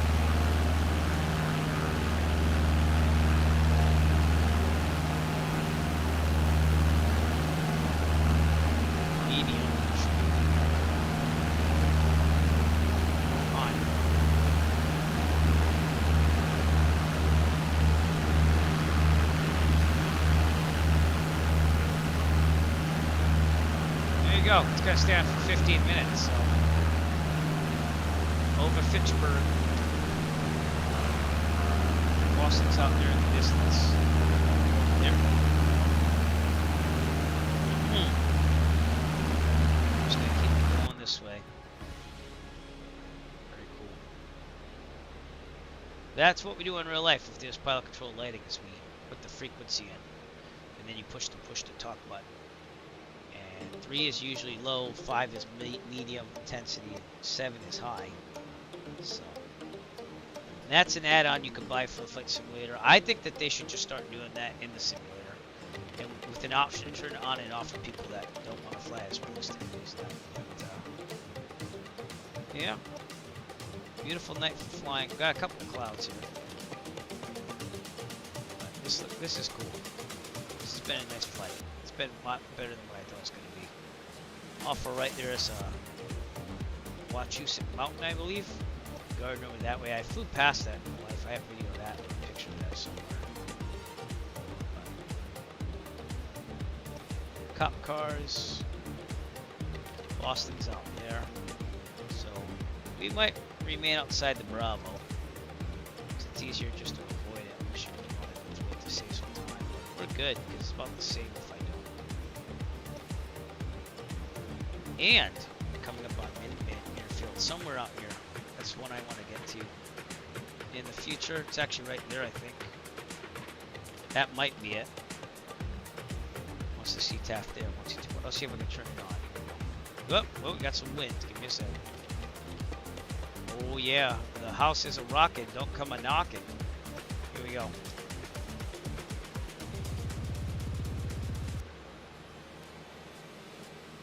It's a little delayed. See if that activated anything. Muscle might be too far out there. There is some restricted airspace over here because Fort Devens is over here. But we're gonna be fine.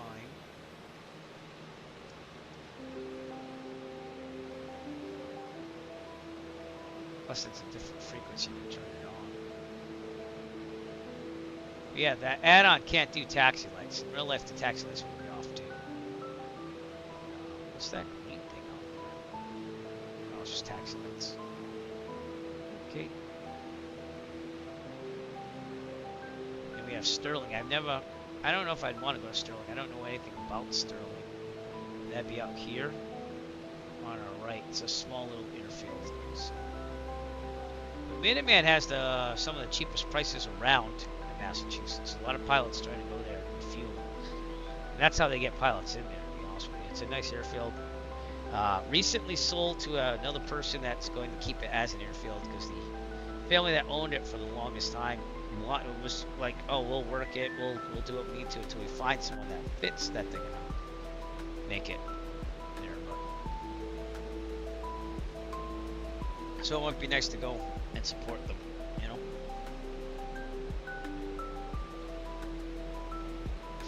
We'll see.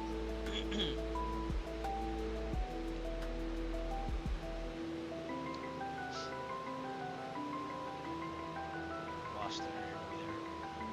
Real world time and weather. If you just joined us. We're going back to Taunton, Massachusetts, where we started. So it's only about 25 minutes out, believe it or not. Not too long in one of the slowest GA aircraft that you can fly. But, kind of glad I took the 152 out, even though it has little quirks here. Little, they're not that bad. Com 2's out though. Com 2 is out.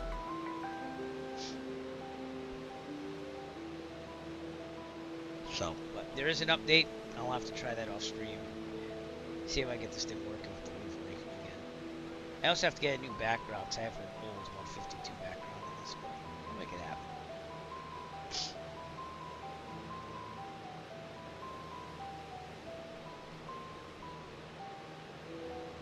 Very quaint airplane if you're flying with somebody. You're shoulder to shoulder, basically. But it's more for training, this plane, and it's an awesome, again, bachelor pilot situation or bachelorette pilot situation where you're just gonna fly by yourself and no one else. So, and cheaper option for that. So I'd rather get a 172, so you have the extra seats in case you want to take people. Even that's typically like a 3-person plane given the weight. You could fit 4 in there, obviously, if you got the weight.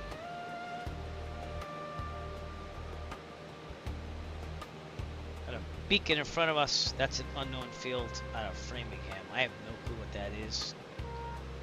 There used to be Marlborough Airfield, so they sold it and they redeveloped it. That's what's happened to a lot of airfields. People don't want them there anymore. Like, you know, people don't stand flying. They'll say, "Oh, all these planes that cause all this noise and stuff." Like the airfield was there first, and then the town or city will try to buy it out or force them to sell.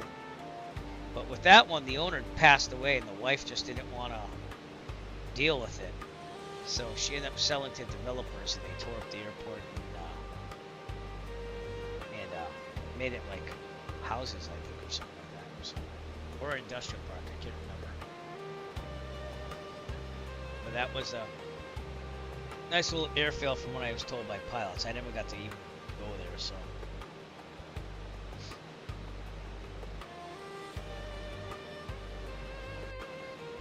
But that would be off for our lap. We're making a good time. We're in Marlborough already.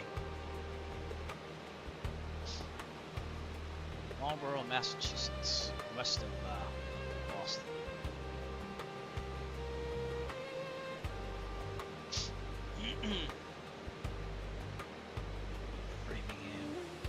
My cross country, when I had to fly my cross country, was from Plymouth.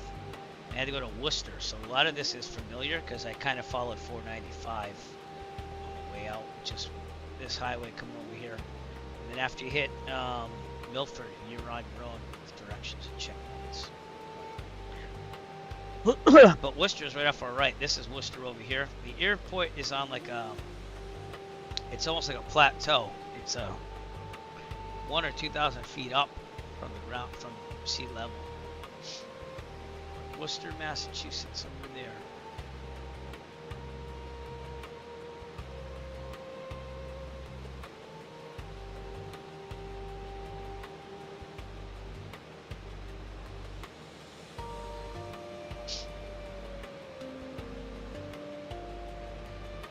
Marlborough, Massachusetts, below us.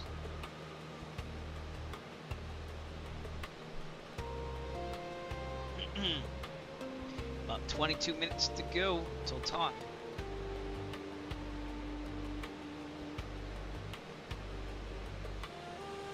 Ground speed of 109 knots, not bad in a 152.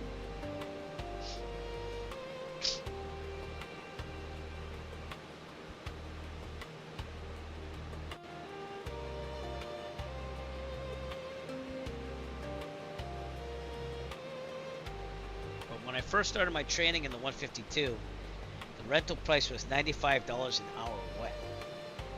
I think it's up to like 110 or 150 in an hour now. And mind you, yeah, it's been almost, oh God, it's gonna be 10 years in July since I started flying planes. I feel old. I feel old. Wow. Dude, I feel old.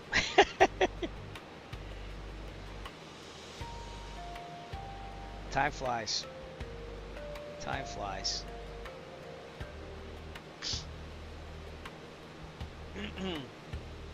Cannot believe that. They say that the 40s hit you hard. I'm going to have to agree with them, to be honest with you.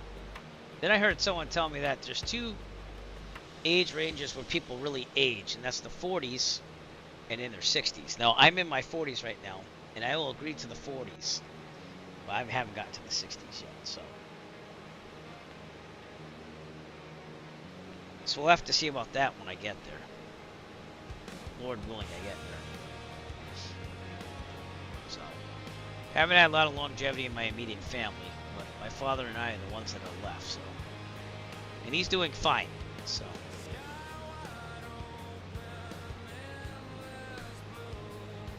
I love flying at night. I gotta be honest with you, I think it's amazing. It's amazing to see things at night, which is why I don't want to lose the ability to fly at night. That's why I'm trying to stay healthy here. But if you do sport pilot, you typically can only fly during the day. I think that's what it is. Let me see. Because I can qualify as a sport pilot already, so I have a private pilot. Limitations. They're no longer limited to light sport aircraft because they have changed that in the rules there. Maximum altitude of 10,000 feet, minimum 3-mile visibility. No night flying unless specific mosaic. Excuse me. Mosaic requirements. Okay, so maybe mosaic changed the nighttime too. Sport pilots may operate a broader range of aircraft. I knew that. Aircraft up to 4 seats, limited to 1 passenger. Aircraft craft and landing gear. So I can even fly the Piper Arrow. Total pitch prop Arrow. Faster heavy airplanes. Yeah. How about nighttime? Fly cross country, log flight time, fly during the day. You can only carry 1 passenger. I think they changed that. No flight above 10,000 feet, 2,000 feet above ground level. No, limited to 1 passenger regardless of aircraft seating. No night flying, but is permitted when exercising sport pilot privileges if the pilot holds an FAA medical sticker or basic med. And as a result, so I can fly at night because I have basic med and I've already had the training for nighttime. So, but if you're flying under a driver's license, which you can do as a sports pilot, you're limited to daytime. So seeing that I got the basic med, I can fly at night then. That is cool. And I also can do class Delta and all that stuff because I have training for that. So there you go. It's obviously cheaper to get the sport pilot. It doesn't require as many hours, but that's why I got private pilot because I figured I'd have all that training. So I can do this. I would have to make sure that I have the endorsement if I need it. But I think we're good because with private pilot, you're already endorsed with everything, you know. So, well, look at that. That's amazing. That's because if you're a sport pilot before, you didn't get the night training at all. With private pilot, you have to do a nighttime cross country and all that stuff. So there you go. And you can fly a 152 as a sport pilot now. You can fly a 172, but you only carry 1 passenger. So I'd rather keep the private pilot to fly other people. So, like a lot of people. So, but the most I've ever taken with me are 2 other passengers. So it's not a far stretch, you know. As private pilot, we're allowed up to 6, but that includes the pilot. I think that's what it is. So I could take 5 people with me, but I don't want to fly aircraft that let me do that. It says the 172, the Warrior, the Arrow, they typically carry 4 people total. You have to include the pilot in that 4. So I don't know. Mosaic, I think, is a good thing though, and I think that they're going to find that there's not going to be a real big problem with that, you know. And as I age, I feel a lot better about my options at flying. So I'll probably be flying forever as long as I'm safe and fit, you know. But I don't want to start flying again now while I'm young. That's the issue. So I got to start saving money now. So let's see. All right, we're going around the Boston Bravo. You might wonder why we're going so slow. It's because we're flying a 152. That's just the way it is. This is a closed airport. So I don't know what that was either. But out there is Socket, Rhode Island. And Rhode Island itself, off the tip here, Socket, out here somewhere. It's my home state. That's where I grew up. This must be Providence then. Yeah, you can see Providence from here. It's really clear tonight. Providence, Rhode Island, everybody. If you went to FS Expo, that's where you went. And we're heading to Taunton, which is to the east of Providence. So, but I grew up about 15 minutes north of Providence, somewhere around here-ish. In Lincoln, Rhode Island. I really liked living there. There's just no jobs in the 2000s for my career. I got laid off twice, and then there was 1 job opening. And it was like, yeah, I'm going to Massachusetts. So.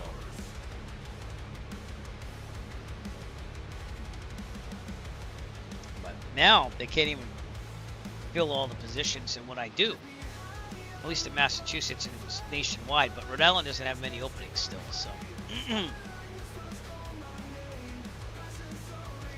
see.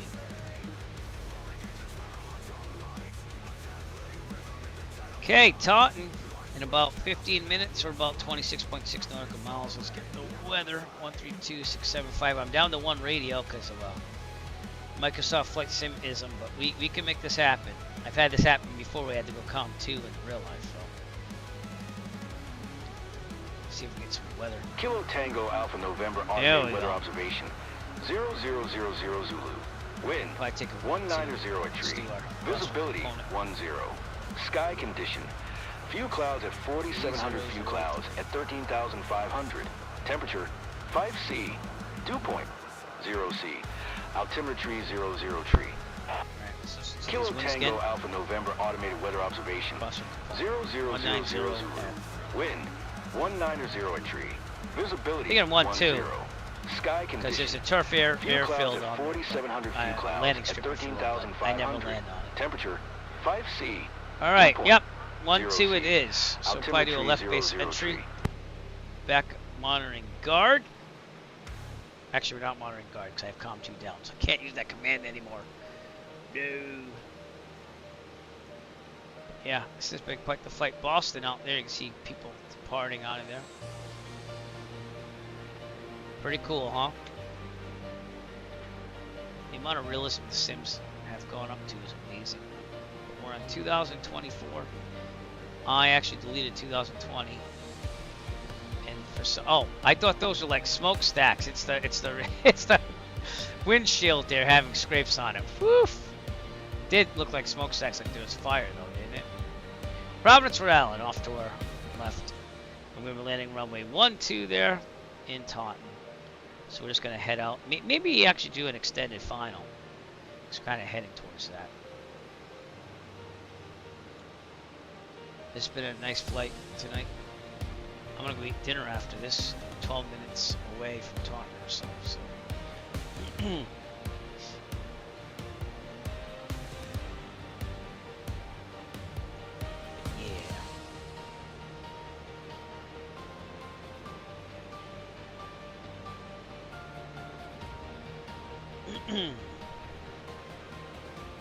Oil hit hard too. I had to get oil for our heat this past month. And then they made me wait for the delivery, so I had to go buy diesel. The diesel I bought at the station was cheaper than the actual home heating oil.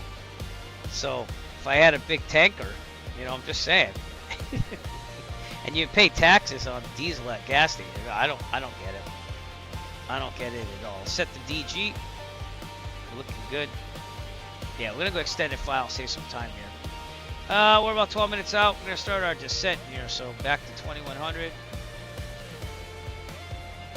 Okay, and we'll start our descent down to about 1,000 feet.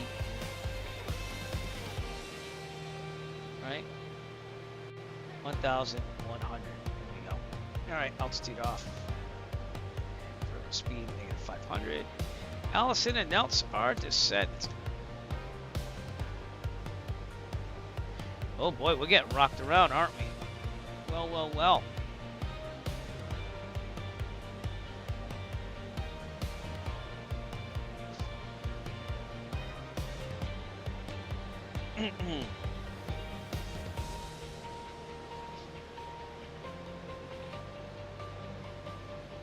Providence, Rhode Island. We're right north of there. We might even be right near my old... No, we're not. We're over near Mansfield still. But it is out there in my old neighborhood, so... You see North Central, it's not that far. North Central's over there. Taunton, we're going to have to enable the lighting over there eventually. But a little far out right now. 122.7 is the CTAF. Let's get that ready. Do appreciate you all coming out today and watching the stream. So, it's been a little bit of a change here in the 152, but I like to mix it up. Banana, I love the banana. Oh, this is a good scene too. This is where the New England Patriots play, and also the New England Revolution if you follow soccer. That's Gillette Stadium, and they have a mall over here called Patriot Place Mall. So that's always a nice thing to see up there. So you would think that the Patriots play in downtown Boston, but they don't. They play in Foxborough, which is about 40 minutes out or so. But I used to be in the unofficial cover band of Foxborough back in the day. So I actually played a gig there back in the day, 2010-ish. I met Bob Kraft, the owner of the Patriots. Pretty nice guy. That's it. That's the Gillette Stadium there.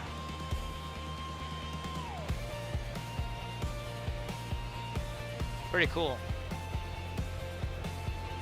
Taunton's out there, so we're getting close. Only 17 nautical miles out. And again, I live over here in real life, so that's where I'm broadcasting from. But yeah, kind of in between. I used to live over here right near Providence, but I should say over here. But Massachusetts just had the better jobs at that point. I got laid off twice around. So Mansfield Airport, they're going to be closing this down to do some repairs there on the runway and stuff. Not my best landings at Mansfield, but they have a decent restaurant, which then someone turned me off to. They said there were some maybe health things going on there. But it's a nice little airfield to go into. It might be, if I ever owned a plane, I would love to do it at Taunton because that's the closest one. But they had some management issues there years ago. And I don't know if they have any hangars. However, some of the old timers are just unfortunately leaving us. So I guess there might be some openings here and there, hangars and planes. But one of them was a wicked nice guy too, so I feel bad. And he always checked out my Facebook, saw what I was doing, and gave me thumbs up on things like my complex endorsement last year. So, but Mansfield over here, nice little hop over if you want to hop over and get some lunch from Plymouth or Taunton. We are descending down here, so okay. Oh, we're 50 nautical miles out. We'll start doing announcements here. Here we go. Taunton traffic, Cessna 2 Echo Foxtrot, 50 nautical miles to the northwest. Going to send up an extended final for runway 12, full stop, Taunton.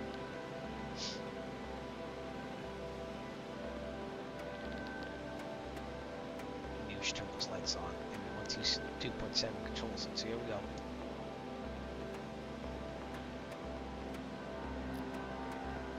See if it activated it. Not really. We're too far out. Let's try it again.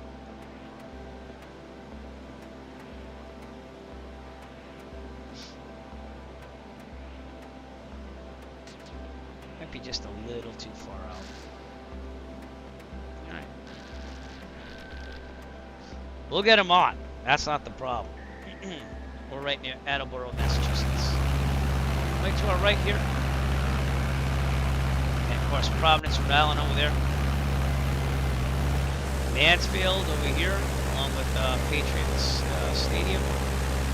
Out there, I think it is. Good times.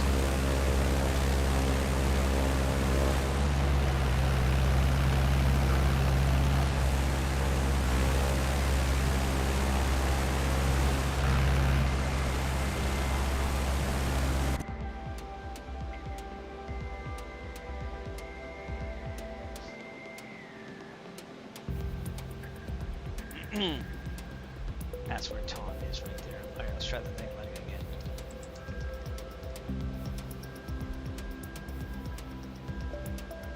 See some lights lighting up, hopefully. You can do the cheat thing and look over here and see if it activated, but not yet, huh?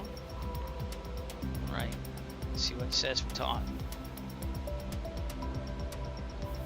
Night lighting. CTAF. Alright, the CTAF is 122.7, right? Yep. Alright, we're just too far out, I guess. Alright, let's turn in a little bit more here. I can see the beacon.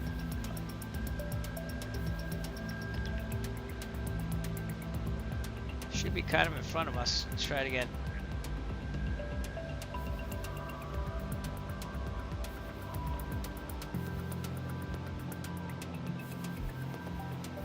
There we go. Alright, so see some lights popping up.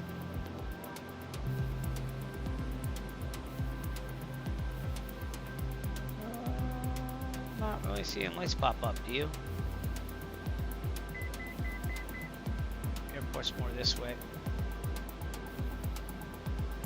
Oh, there it is. Okay, yeah, I see the lights now. All right. So that's how we do it in real life. Except it'd probably be activated a little further out. Excuse me. So you tune to the CTAF, make sure it's the CTAF, and you push the talk 7 times and it turns the lights on. A lot of people don't know that, but that's how we do it in real life unless the lights are on automatically all the time. Usually they do that to save money, power, and the fact that GA airports, we don't really, you know, have as much traffic as international airports and stuff like that. So, but anything like Delta, Charlie, Bravo, unless if it's towered, it's probably going to have your lights on all the time. We're good to go now, so we're going to rush the speed a little bit. We got to watch it actually because we're still descending. All right, let's go there. Taunton traffic says at 2 Echo Foxtrot, 8 nautical miles extended. Final runway 12 full stop Taunton. That's where we're going. Graded sneeze might actually be over there. Welcome to my backyard, basically. Off the right is kind of towards where I live. Don't be stalking. And in my town where I live, we just had an airport open up. It popped up on the sectional. It's a private airport, but someone built like a 1,600-foot long turf strip in their backyard. So if I ever have to do paramotoring something, I'm gonna be calling that person. Be like, I'm right around the corner. Is there any way I can use your strip? You know. So that was cool. It's literally like 5 minutes away. It just showed up on the sectional when I updated it. So. Taunton traffic says the 2 Echo Foxtrot, 6 nautical miles out, extended final runway 12 full stop. Taunton.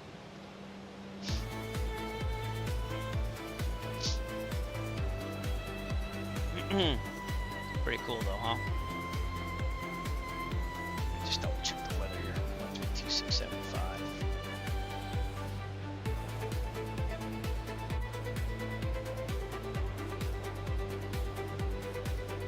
Kilo Tango Alpha, November no automated wind. Weather observation. 0000 Zulu. Wind, Typically we'd want to go 30, but I'm already heading for 12. I'm not hearing Sky anybody. Condition. Few clouds at 6,300. Okay. Temperature 5C, dew point 0. Alright, we're good. Traffic here. As far as Taunton, this is downtown Taunton, everybody. Not the biggest city, but you know, it's a city around here. It's probably one of the Fall River and New Bedford are down there. Those are the big cities, but Taunton's here too. So they had trouble getting all the snow off the roads. They didn't plow all the roads. So it is what it is. Pitot heat's on, right? Yeah. I think it is. Yeah, it is. Because we seem to have a little ice on the windshield. Oh, maybe not. Just looked like that. But this is the central part of Taunton. You have the courthouse over here and all that stuff. And very close to my house. I could probably get to Taunton in 10 minutes by car. Downtown is right there. So. Whoa. Alright, it's time to do the landing. I'm going to put on flight control replay again. I'll record it, but we're going to wait till everything's done and maybe we'll look at the landing after, okay? Just save it here. Taunton, that's what I'll call it. And it's recording. Okay, El Manuel, let's slow this thing down. Taunton traffic, Cessna 2 Echo Foxtrot, extended final runway 12 full stop Taunton. So we had those lights stay on for 15 minutes typically. Alright, we gotta slow this thing down. Carb heat on, 1700 RPMs. Oops, Tobii eye tracker on so I can move my head around. Thank you. 17. Thing of flaps down. Yep. A little bit of wind here, up here. I'm getting rocked around a little bit. Okay, 1500. Another thing of flaps. Want to be about 70, 65, 70. A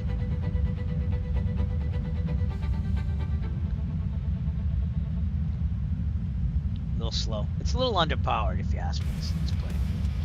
So, uh-oh. I touched the throttle. That's what happened. No! Alright, it's like, why is it doing that?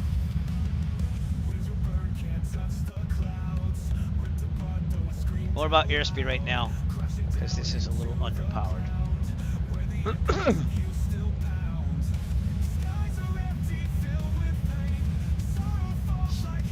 Alright, final thing of flaps. Full flaps, mixture all the way in. And we're good. We're a little slow. Might be about 60 coming in here.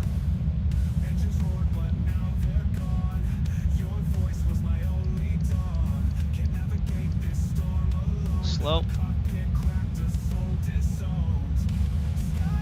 Taunton traffic, Cessna 2 Echo Foxtrot, final, runway 12, full stop, Taunton. Here we go.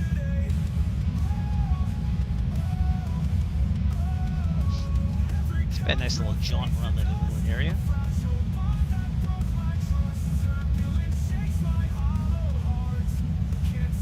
Little underpowered, that's what I'd say. I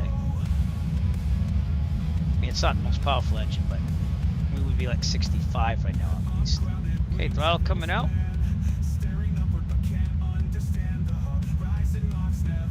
Not all the way though, not yet at least. Okay, throttle coming out slowly. Got a little bit of wind here. Right rudder. Oh, that was a nice landing. Rudder pedals are slipping again. There. Turn off. Yeah. Okay. Okay. Right here, I'll clean it up. Taunton traffic, Cessna 2 Echo Foxtrot, clear of runway 12 full stop. Taunton. I didn't have to say full stop. Okay. RPM's down to about 1,000. See, trim set for takeoff. Flaps up. Taxi lights on, strobes off. What did I forget? Car beat off. Here we go. I just got to park over here. This is all default, by the way. I was modeling it in Prepared a long time ago, but they have since changed the terminal and everything. I'm talking years ago. So, all right, let's go park it. Here we go. I have to get some Velcro for these rudder pedals here. I have landed here in real life a bunch of times, probably about 5 to 7 times. The restaurant here is pretty good. It's a little pricey, but it's good food. And the guy working, owner of the restaurant's actually, he tries to be a nice guy. He's under a lot of stress because they tried kicking him out of here. But here we go. All right, parking brake on. 1,000 RPMs, Tobii eye tracker off. Let's go to our checklist. Securing ELT, verify solid avionics off. That's all radios. Gotta do this with knobs. Oops. There we go. Mixture full lean. Wow, that I touched something there. Mags off, master off, lights off. Forgot to turn all the lights off, but we're good now. All right, piezo heat should have went off too, but that's okay. All right, let's turn the tablet off and just take a little drone cam, little travel here, if you will. Here's Taunton Municipal. I live that way, so but I've actually rode my bike here, my e-bike. I didn't have the motor. Well, actually, I did put the motor on for that one, but you can see that we just made it somewhat in time because those lights seem to have turned off already. You can turn it back on. Oh no, they're on. Somewhat. But yeah, that makes it more realistic, that add-on. It's not perfect, you know, but actually the lights are on. But the taxi lights, usually those would be off too until you turn it on. And then this is a turf runway that I never use, but this is the historic part of it because they had an old hangar here. The King family used to own it. This used to be a dairy farm, and they did like flight lessons way back in the day with Jenny's and stuff. And then I think they gave it out to the city of Taunton in the 60s, but yeah, They kind of got dishonored though because they built a fence between the old hangar and this and that, and the old management. But it is what it is. So anyways, from Taunton, Massachusetts, we're going to check out this landing here actually. Push stop on the recording. Alright, we're going to load it, and let's see what that landing looked like, shall we? Let's have some fun. On Taunton. There we go. Okay. And I don't know if it's going to do drone cam or not, but let's go back to where the plane is. Okay, I thought I loaded it. Obviously I didn't. Let me try it one more time. Taunton, open. Push play. There we go. Okay. So here's our recorded landing of the evening. Taunton.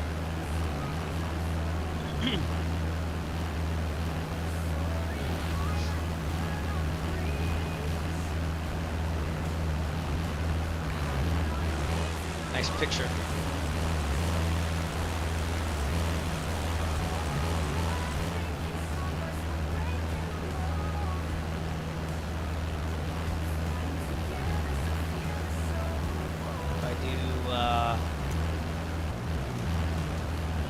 Chase view should give you something, I think. Just give me a second.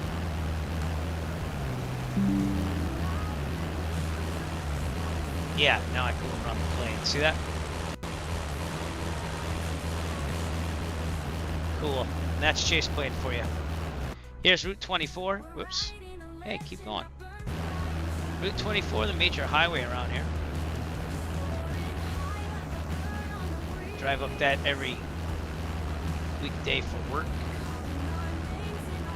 The snow is real. We had like 3 feet of snow almost around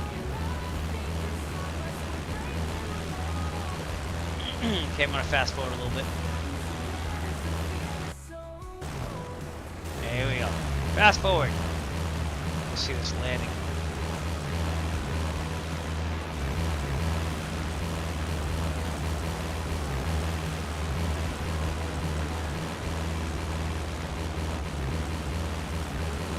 That's that wind that was pushing me there. Don't worry about the extraneous taxi lights.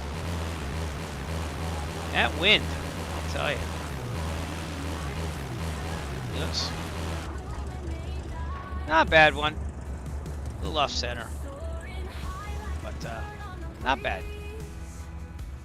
And I was able to bring it to a stop there.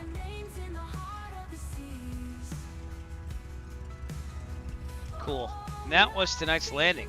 So anyways, I'm gonna call it a day here. Taunton. I think I got this thing right finally too. So from Taunton, Massachusetts, we are gonna raid someone. I ask that you please kindly push the follow and subscribe buttons on the applicable channels. On Twitch, please push the follow button. That's probably the best way you're gonna be notified of me flying, other than joining my Discord. tinyurl.com/Eric Flight Discord. Feel free to join the Discord. I always love people flying with me. If you're on Kick, please push that follow button too. We've been getting more and more followers. We're up to 27 there. And if you're watching me on YouTube, you can watch my real old videos and everything, but you can push that subscribe button. I really need people to watch videos there though, because I need 4,000 hours of watching videos in a year to get monetized so I can get more money for real old flying. I'm working really hard towards that. I got other channels that I do. The Eric DIY channel on YouTube is what I use to pay for flying. That's the major thing. That's DIY videos and stuff like that. But I've also started vlogging. And I put the vlogs on the Eric DIY channel. And also the new channel that I have is Real World Eric. So that would be youtube.com/@Real World Eric. Please try to look at that. We have an awesome vlog with Jim Cantori from the Weather Channel. He was in Plymouth, Massachusetts, so we decided to go track him down. And it was an awesome, awesome time. So check that vlog out. And other than that, stay tuned for the raid on Twitch. If you're watching on Twitch, we're going to raid someone. Appreciate all your support. Thank you so much for coming out. Please continue to come out and watch those videos on youtube.com/EricFlight. I need to get that video count up there so I can make more money for flying in real life. That's the goal. So, but I appreciate all of you just being here, just giving me time and you're awesome. I'm going to be flying either way. So that's why we started the streaming thing about almost 6 years ago now. But it's been quite the pleasure, and it's been quite the honor of having people watch me. But all right, we're going to end the stream. I will see you soon. Tip your bar and wait your staff well. Eric Flight, peace out. Stay tuned for the raid on Twitch. You have a great evening.